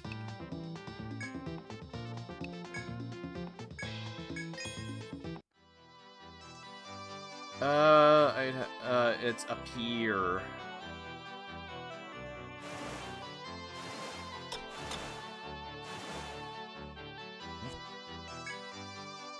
Which is a small island. Small enough. Oh, yeah. Disembark. No. Checking out the temptation of sweet-smelling flowers that push ahead. You push ahead to reach a forest. Densely wooded vales like a natural forest, though it's nothing to one such as yourself. As you move on Spirit's High, you reach an open area where one tree stands taller than the rest. You may investigate this area, go deeper into the island. Yeah, why not? As you search the area, the tall tree is heaping sap constantly draws your attention. You walk over to it and see amber-colored ants gathering around the sap. You grab one and try eating it. Yeah, eating ants, go ahead. Oh yeah, I guess. Mellow, sweet thickness spreads over your tongue. Recall the sailors who talked about honey ants, a delicacy of Armor Road. This may be that very species. You fill your bottle full of ants and return to the ship.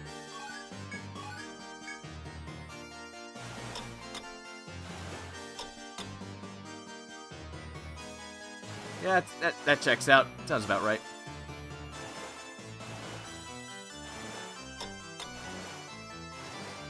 Alright.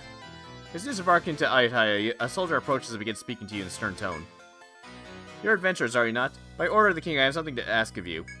A foreign merchant ship arrived in Ayutthaya damaged, but it's undergoing repairs, but... Soldier falls silent and turns to look at the shipyard by the harbor. Ayutthaya's top shipwright is highly skilled, but prone to wandering off and is missing. By our lead to give the orders, the repairs are going slowly. We need the chief's shipwright found. Oh yes, he does love sheep cheese. He might be out somewhere getting a bite. Oh, okay, then I know where he is. He's way back down there. If this foreign ship's repairs take too long, it may cause a diplomatic issue. We need him. The soldier bows respectfully to you and leaves in the direction of the shipyard. Search for this missing shipwright, or you can put your own missions first. Okay, nothing on this island.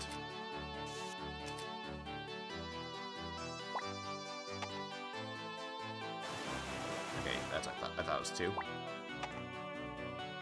Ew.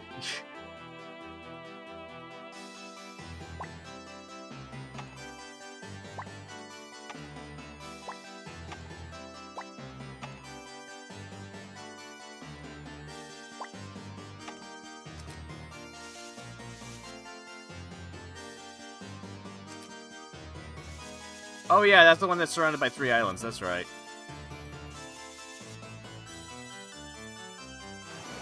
Oh, well then. That stretches all the way this way, doesn't it? And it's all trees.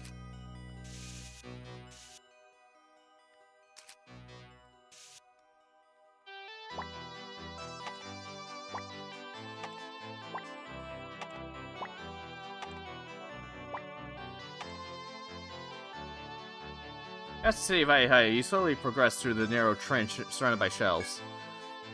When you turn north and start to sail forward, you come across a pirate ship. Seems these pirates control the lane to the northern sea and will attack any who try to pass.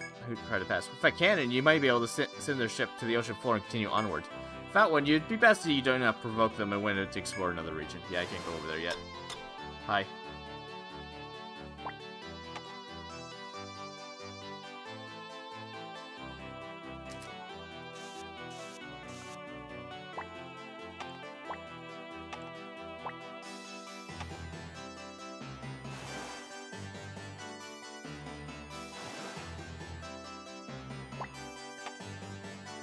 Ah, then it goes up into the next map. Okay.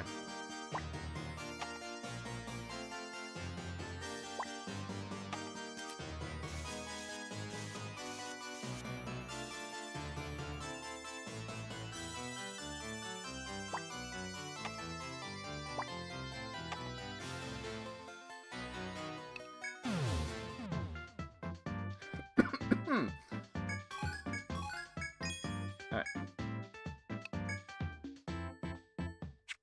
Actually, I might need to turn off the foremast because I might have issues getting the goat cheese otherwise, getting to the goat cheese area. That was this island.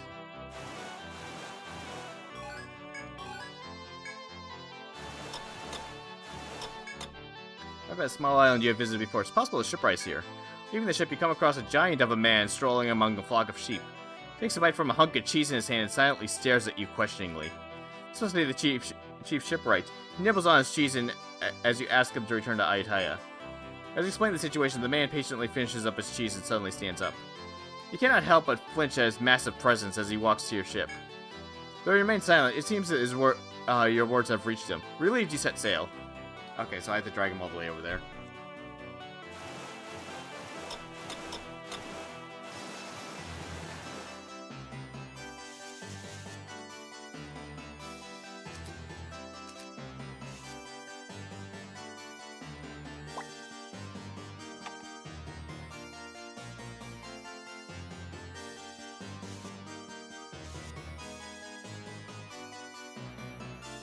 No, wait, no, that's right.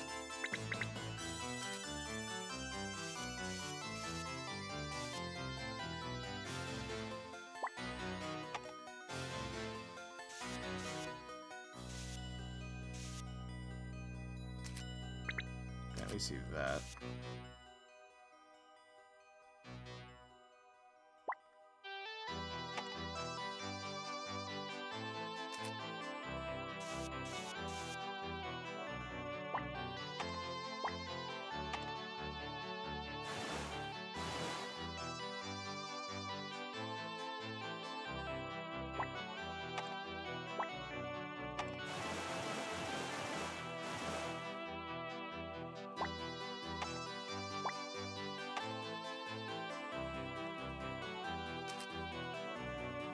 Alright.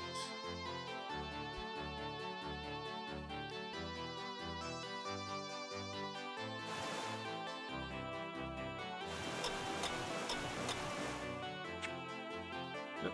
Go back.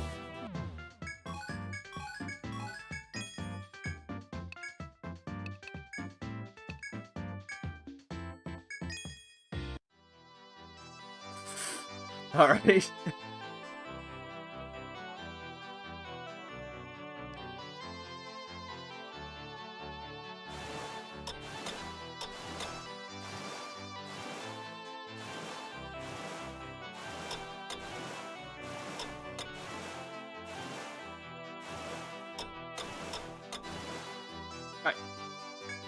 As you disembark to Ayutthaya, the soldier approaches and begins speaking to you in a stern tone.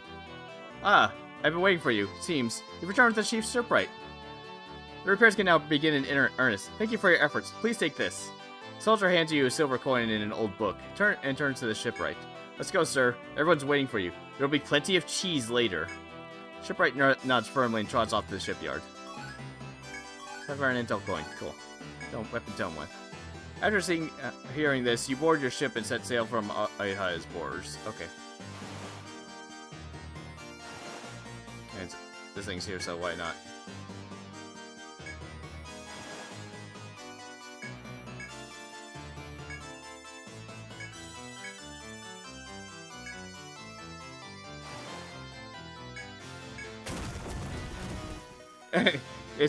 Yeah.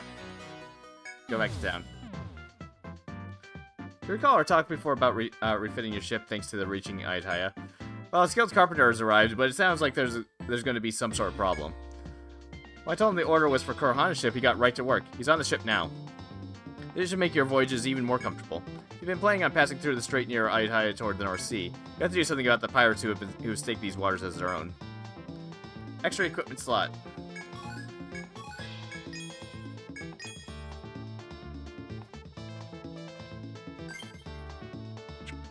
Let's see.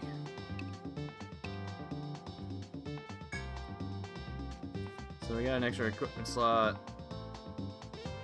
I know the cannons are somewhere down here. I don't remember where exactly.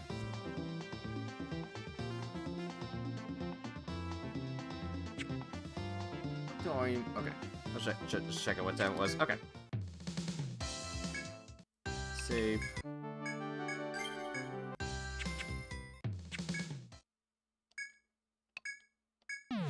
Alright, back to undersea grotto because we can actually progress now. And there's likely something in this area right here that I'll have to check later. And I believe that there's a... Yeah, I believe that, if I remember correctly, there's an optional area over here-ish? If I remember correctly, an enemy is right over in here. I think it's this floor where it's at.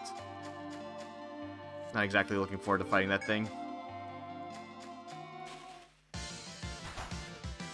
remember that thing being a massive pain in the ass on my first run.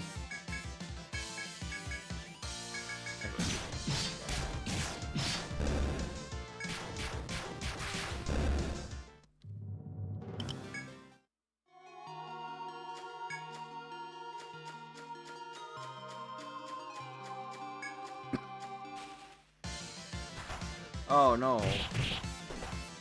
Ow!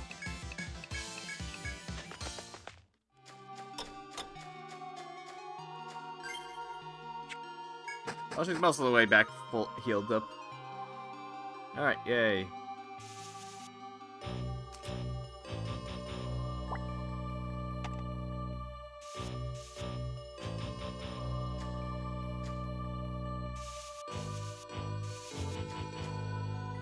As you carefully make your way through the new floor, you notice a mysterious sight before you. There's no telling what might be the cause, but the air is flowing along the passages. It's clear the current is very strong. If you step into it, you may be swept away. You must take the utmost caution around these currents.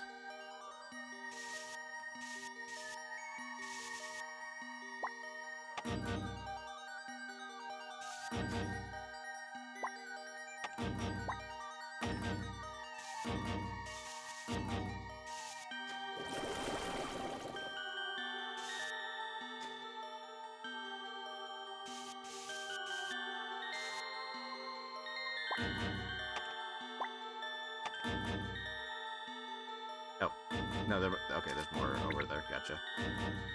This one just goes this way.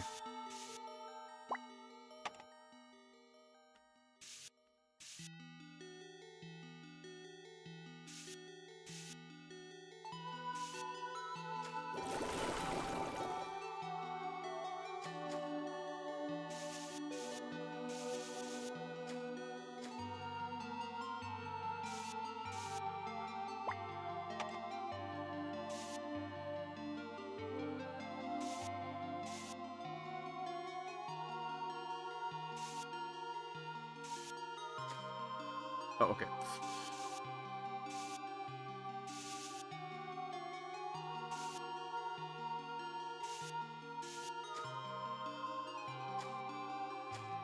Okay, I was making sure, yeah. Okay, these are the fish.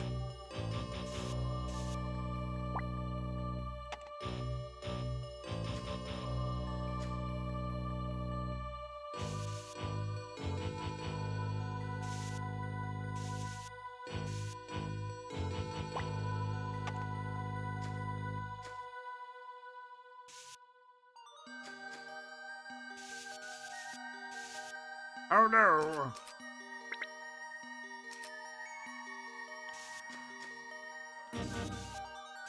Oh, okay, that goes that way. Yep. Right. I wasn't paying attention. Let's fix that while I'm still thinking about it. Okay.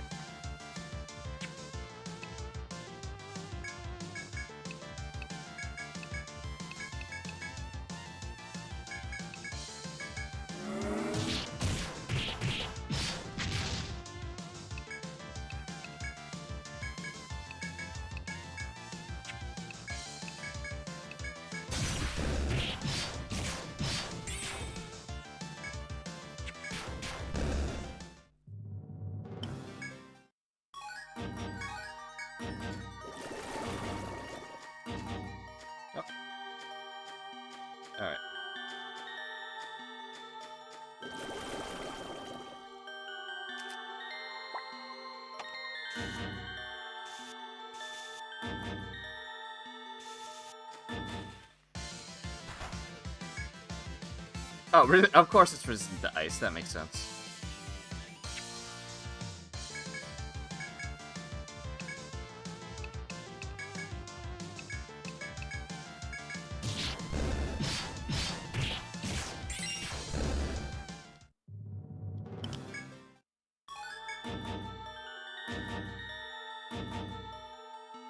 Oh.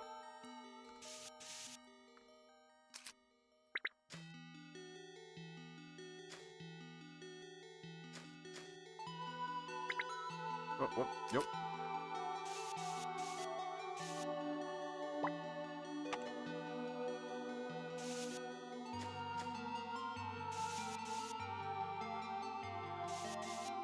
Oh. Why did I mark it like that?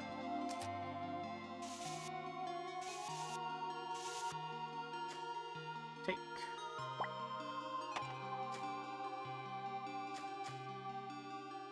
Right, I remember that. Can't get to that yet.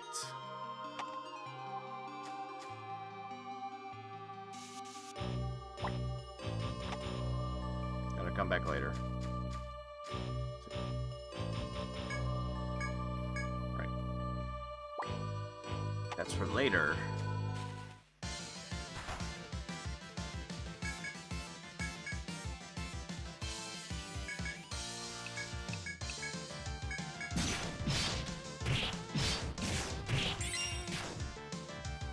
Oh, it's panic, so I'll just ignore it for now.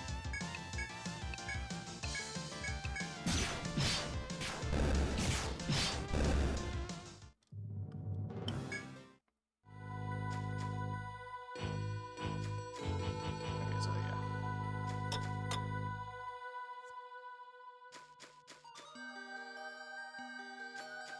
Well, looks like I have to go that way anyways. I don't want to deal with that one. Okay.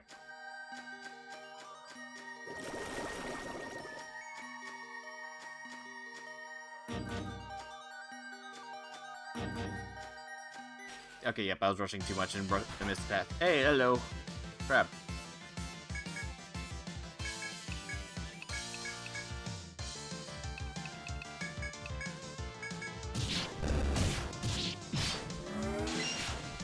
Okay, wait till lightning. Good. Oh, great. Okay, well, we're fine.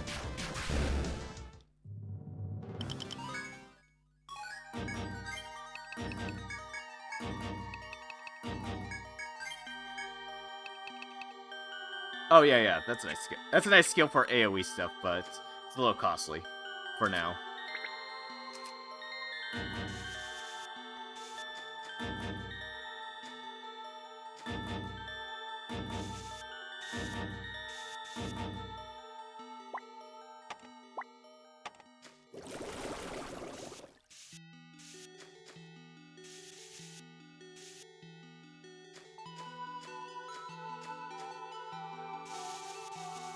Oh, oop.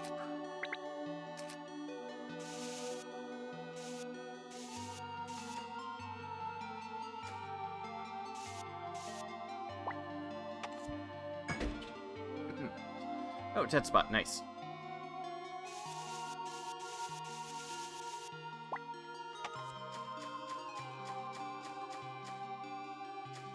You can just wander around this room because there's no encounters and just purely abuse Regal Radiance as a result.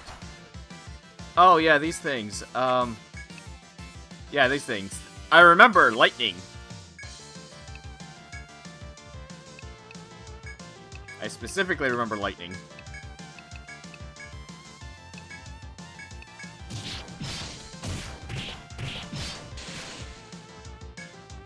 Of course. Okay, anyways, you guys focus fire on that thing.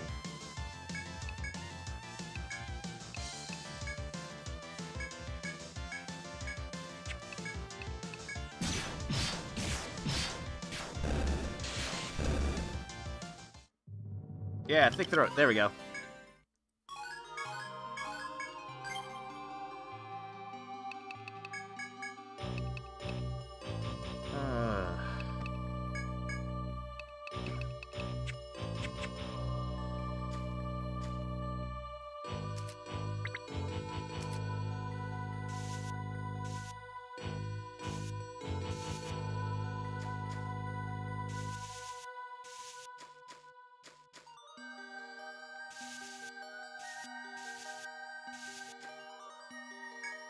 As you press on, you find a small weathered statue standing at the end of the passage. It looks old, but it is polished and you can see modest offerings at its feet.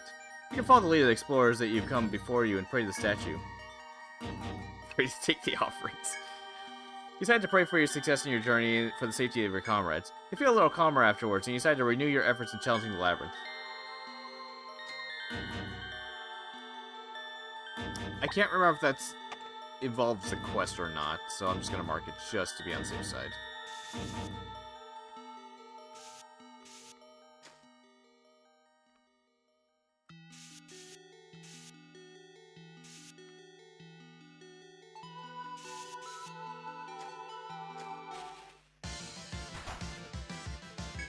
Alright, what are these things actually? Okay, they're just weak to stab, gotcha.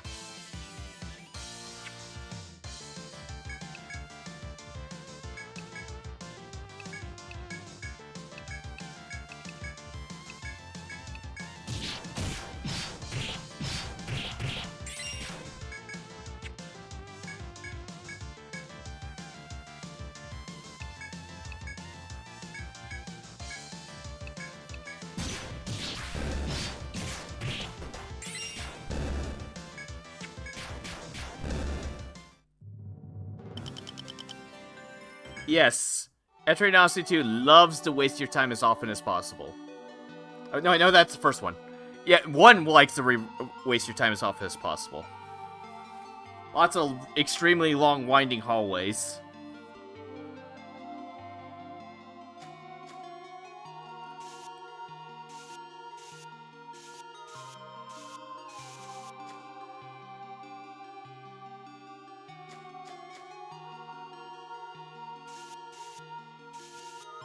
And if you want, you can take full advantage of that little spot where Red and Talika are hiding at.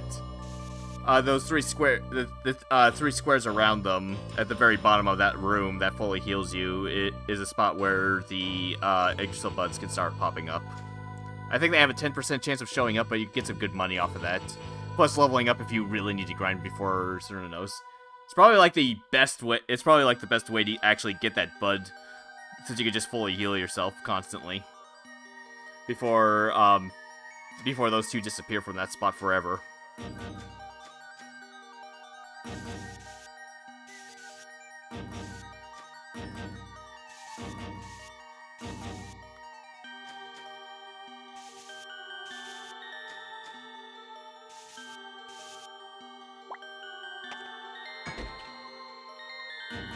After getting accustomed to the undersea labyrinth, you spot a girl up ahead.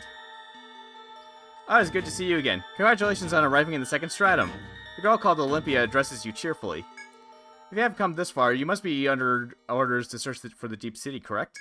Olympia slowly looks around the forest. To be honest, I've ventured through the second stratum a number of times already. I found clues regarding the deep city, but I've had my own reasons for remaining silent. But you're trustworthy and strong. Yes, I think I can share my clues with you. Olympia then turns and slowly walks away from you. Intrigued, you follow close behind her. The girl stops after taking a few steps and points to the east.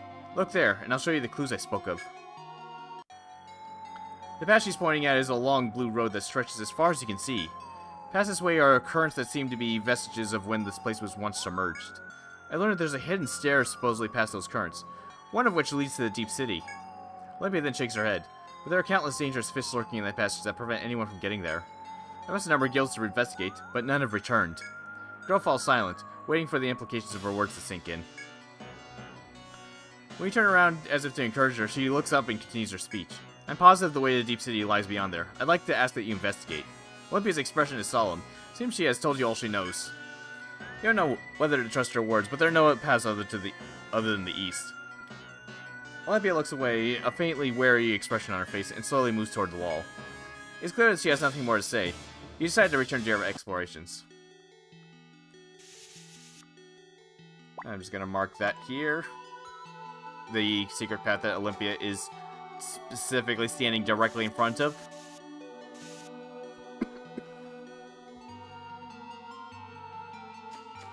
Our totally trustworthy friend Olympia, who will never steer us wrong.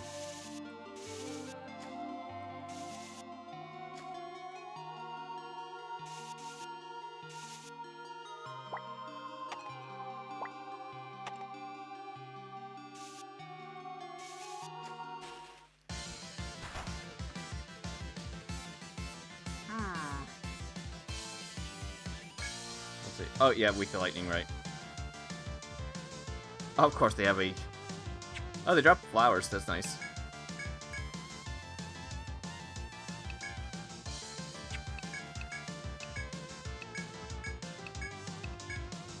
Wait, Volt Star.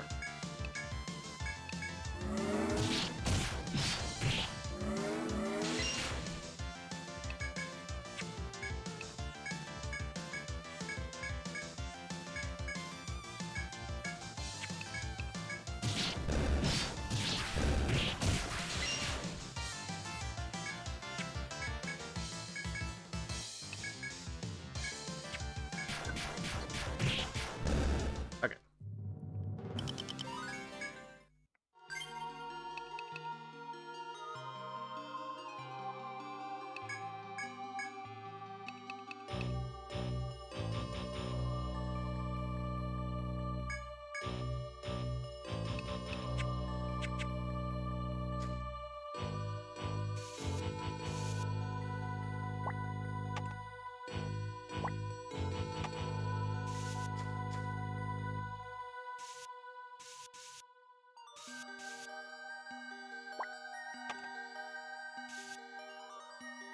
No, it just loops right back. Okay, I see that.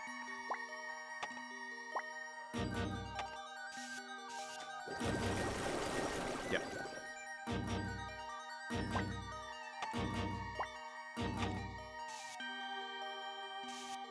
Oh, of course. Right, the treasure chest that's right up here.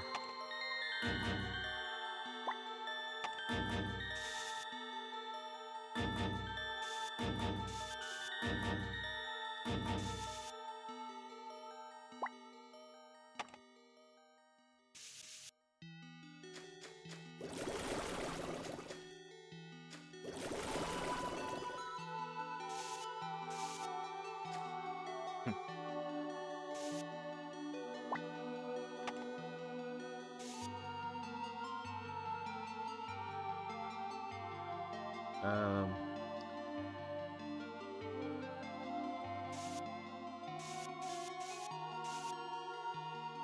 Yep, okay.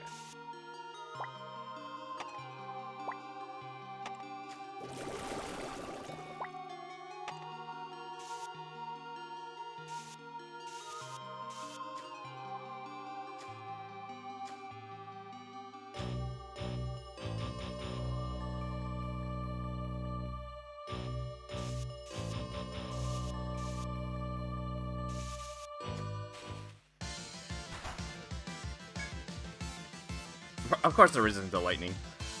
Why wouldn't they be? You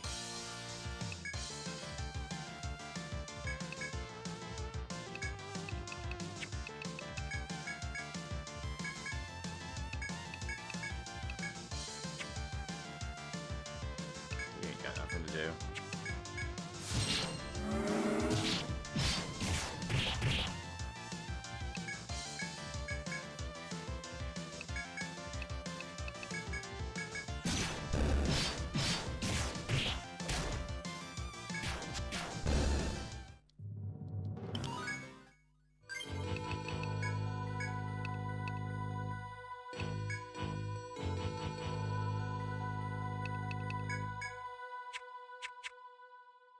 Just making sure. Moon door.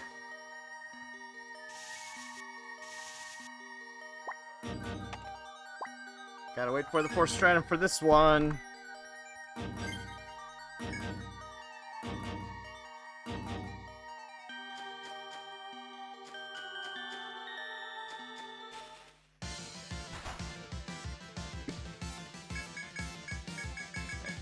Auto battle. Should be fine. Olga's doing the most amount of damage to these things anyways. Then of course it's Max Juliana of all people. Whatever.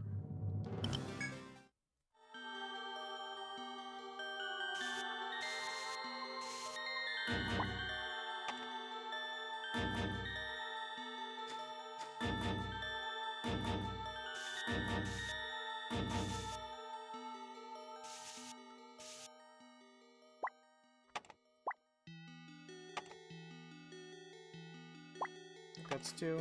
Yeah.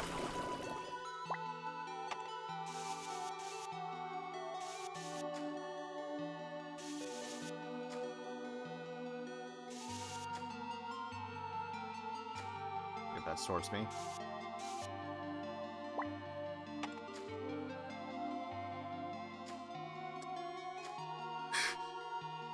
Okay, they're going down. Okay.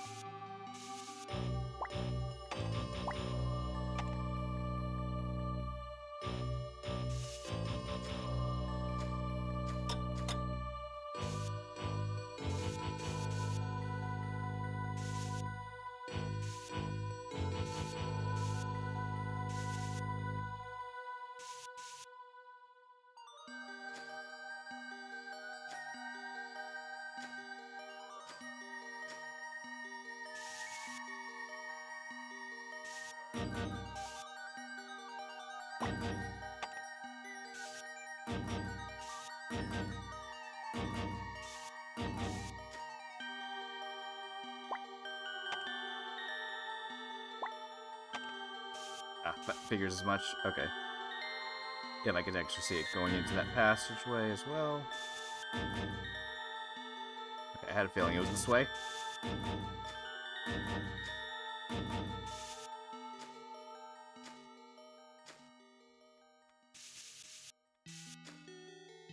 There's a shortcut somewhere around this area. I remember that much. Right here.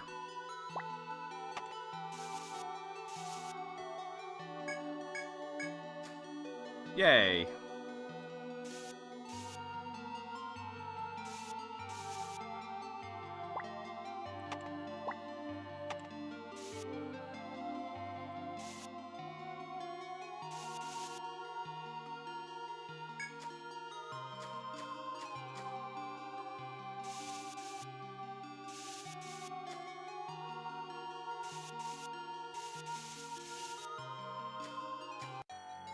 After passing through the currents and schools of fish that Olympia mentioned, you reach a tiny room. It isn't immediately apparent, but looking around, you are left with an unsettling impression. The ground and nearby coral are tainted dark red, and bags of equipment are strewn about. Some are new and some are very old, but what worries you is the sheer number of them. As you look nervously for a path ahead, you suddenly sense a terrifying presence. Fish! You turn and find a school of enormous fish approaching. You look wildly about the room, but the small place holds no clues. Could Olympia's words have been a trap? You must somehow resolve this crisis and return to Olympia to question her. Take a sidestep, and boom.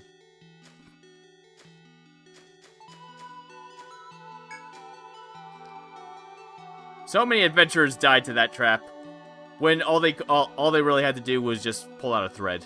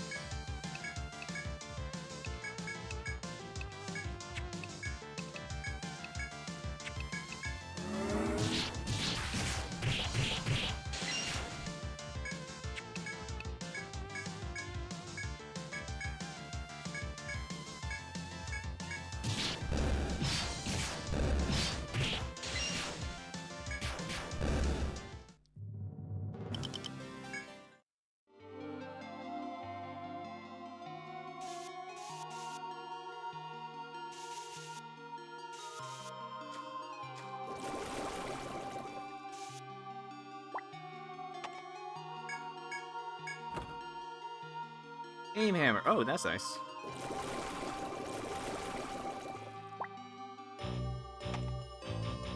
Well, this area went pretty well.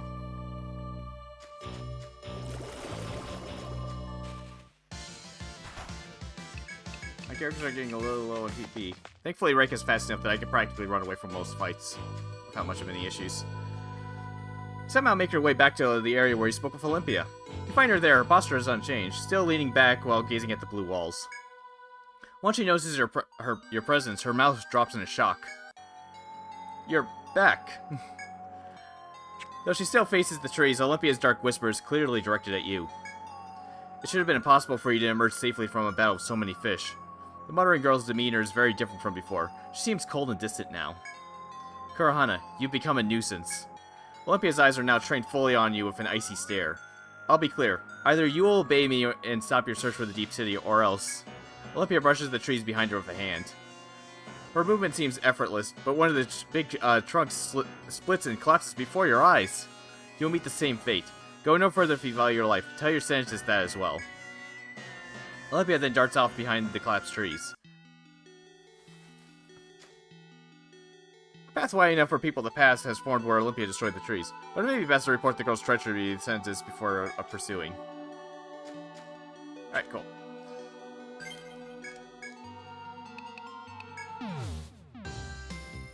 Narrowly escaped the forest labyrinth. You should report to the senators that adventurers are being preyed upon in the labyrinth's depths. You vow to make time to go to the senators and inform them.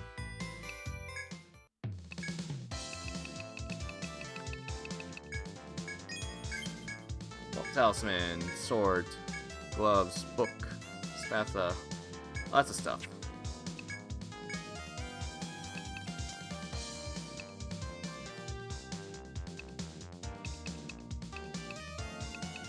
That book I just got. Book of Enoch.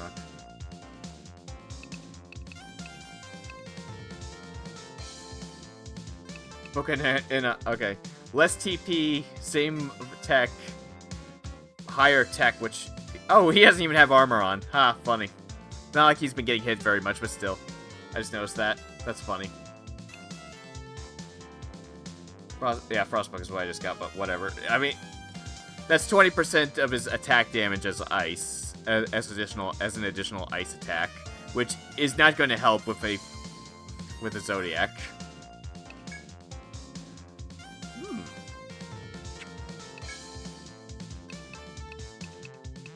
Yeah, and that's 30% lightning resistance for anything that's actually using lightning on my party. So that's always nice. Red. Alright, so...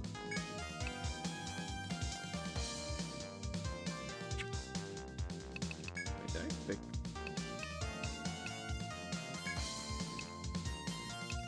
Oh, I picked one of those up without paying attention, huh?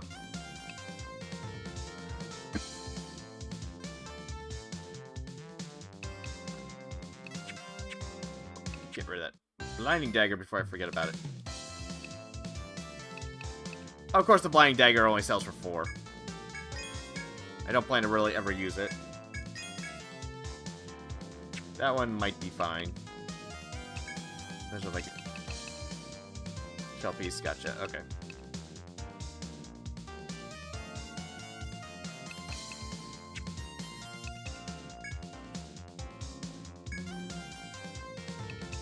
How much else do I really care about these characters get? Okay.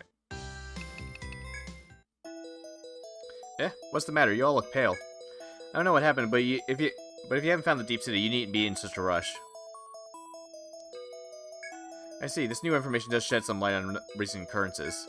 Countless guilds exploring the second stratum, the undersea grotto, have gone missing. I assume the labyrinth's natural challenge to be the cause, but if that girl's to blame, she'll rue the day she defied me like this. I've issued a new official mission for you. Talk to her first.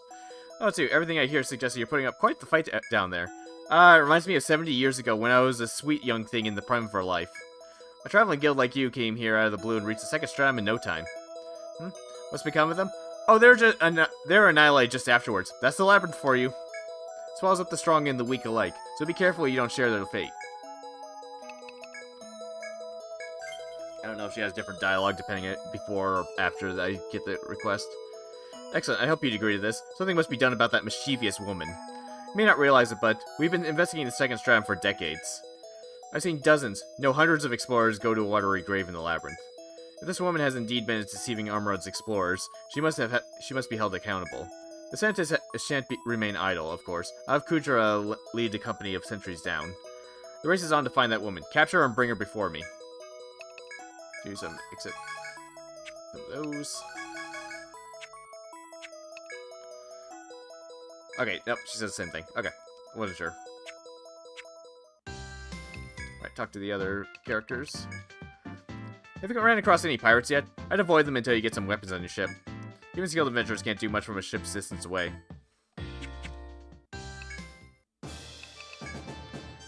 It's you, Kurhana. A piece of advice for when you're struggling down there in the grotto.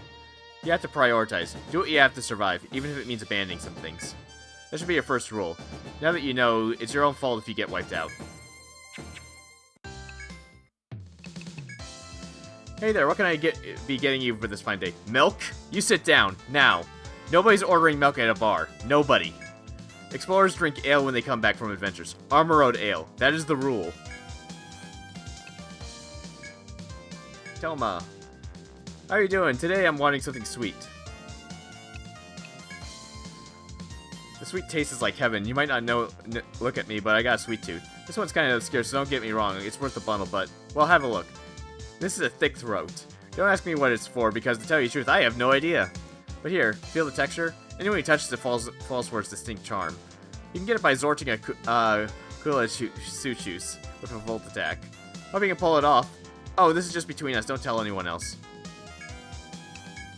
Oh. Two, run up against any great hermits yet? Their behavior patterns are very interesting. They're all truce-sick and protect their fellow beasts. They use their hard shells to shield other monsters. I bet it's a real pain for you.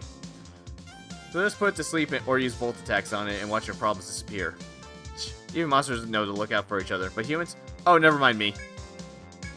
Thelma. Armor Dice. Hey, my favorite. That slight tang is salt just does more to bring out the sweetness.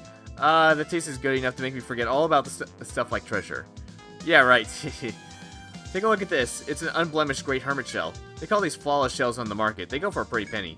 Getting it simple. All you gotta do is not put any scratches on it. That means no swords. That's my little secret, okay? Don't tell anyone. Okay, so non-physical. Gotcha. Makes sense. Alright. Look for the armor clinic. My stock of thick throat. Oh, man. I just sold that. Oh, well. Taking this request, are you? It was posted by a local clinic. Are you knowing about the thick throats? When ground to powder, they make cough medicine. I hate the taste because it's so bitter, but it's so effective too. Must be rare though, because I am hearing that it's difficult to obtain. You see, you can only get thick throats from killing Kusuchus with a Volt attack. I'm wishing you luck. Go get them, explorers. Elaborate the other day, I was at death's door when a strange statue saved me. Yep, okay. You accepting this request? An adventurer in the hospital named Swallow put it up. Hear tell it, she was on the verge of death on B6F and woke up in front of a clinic. Swallow was muttering something about a magic statue that saved her. Crazy, I know. Seems she was always going down there and polishing the statue. Anyway, she wants someone to go to B6F, tell it she's safe, and offer some kind of gift to it. Crazy or not, that's the job. Get going. Alcohol gift.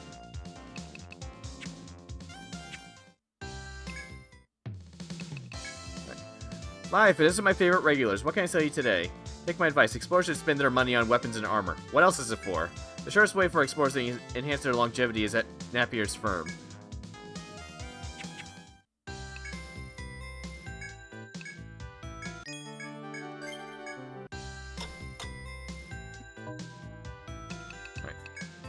We're exploring the undersea grotto right now, right, boss?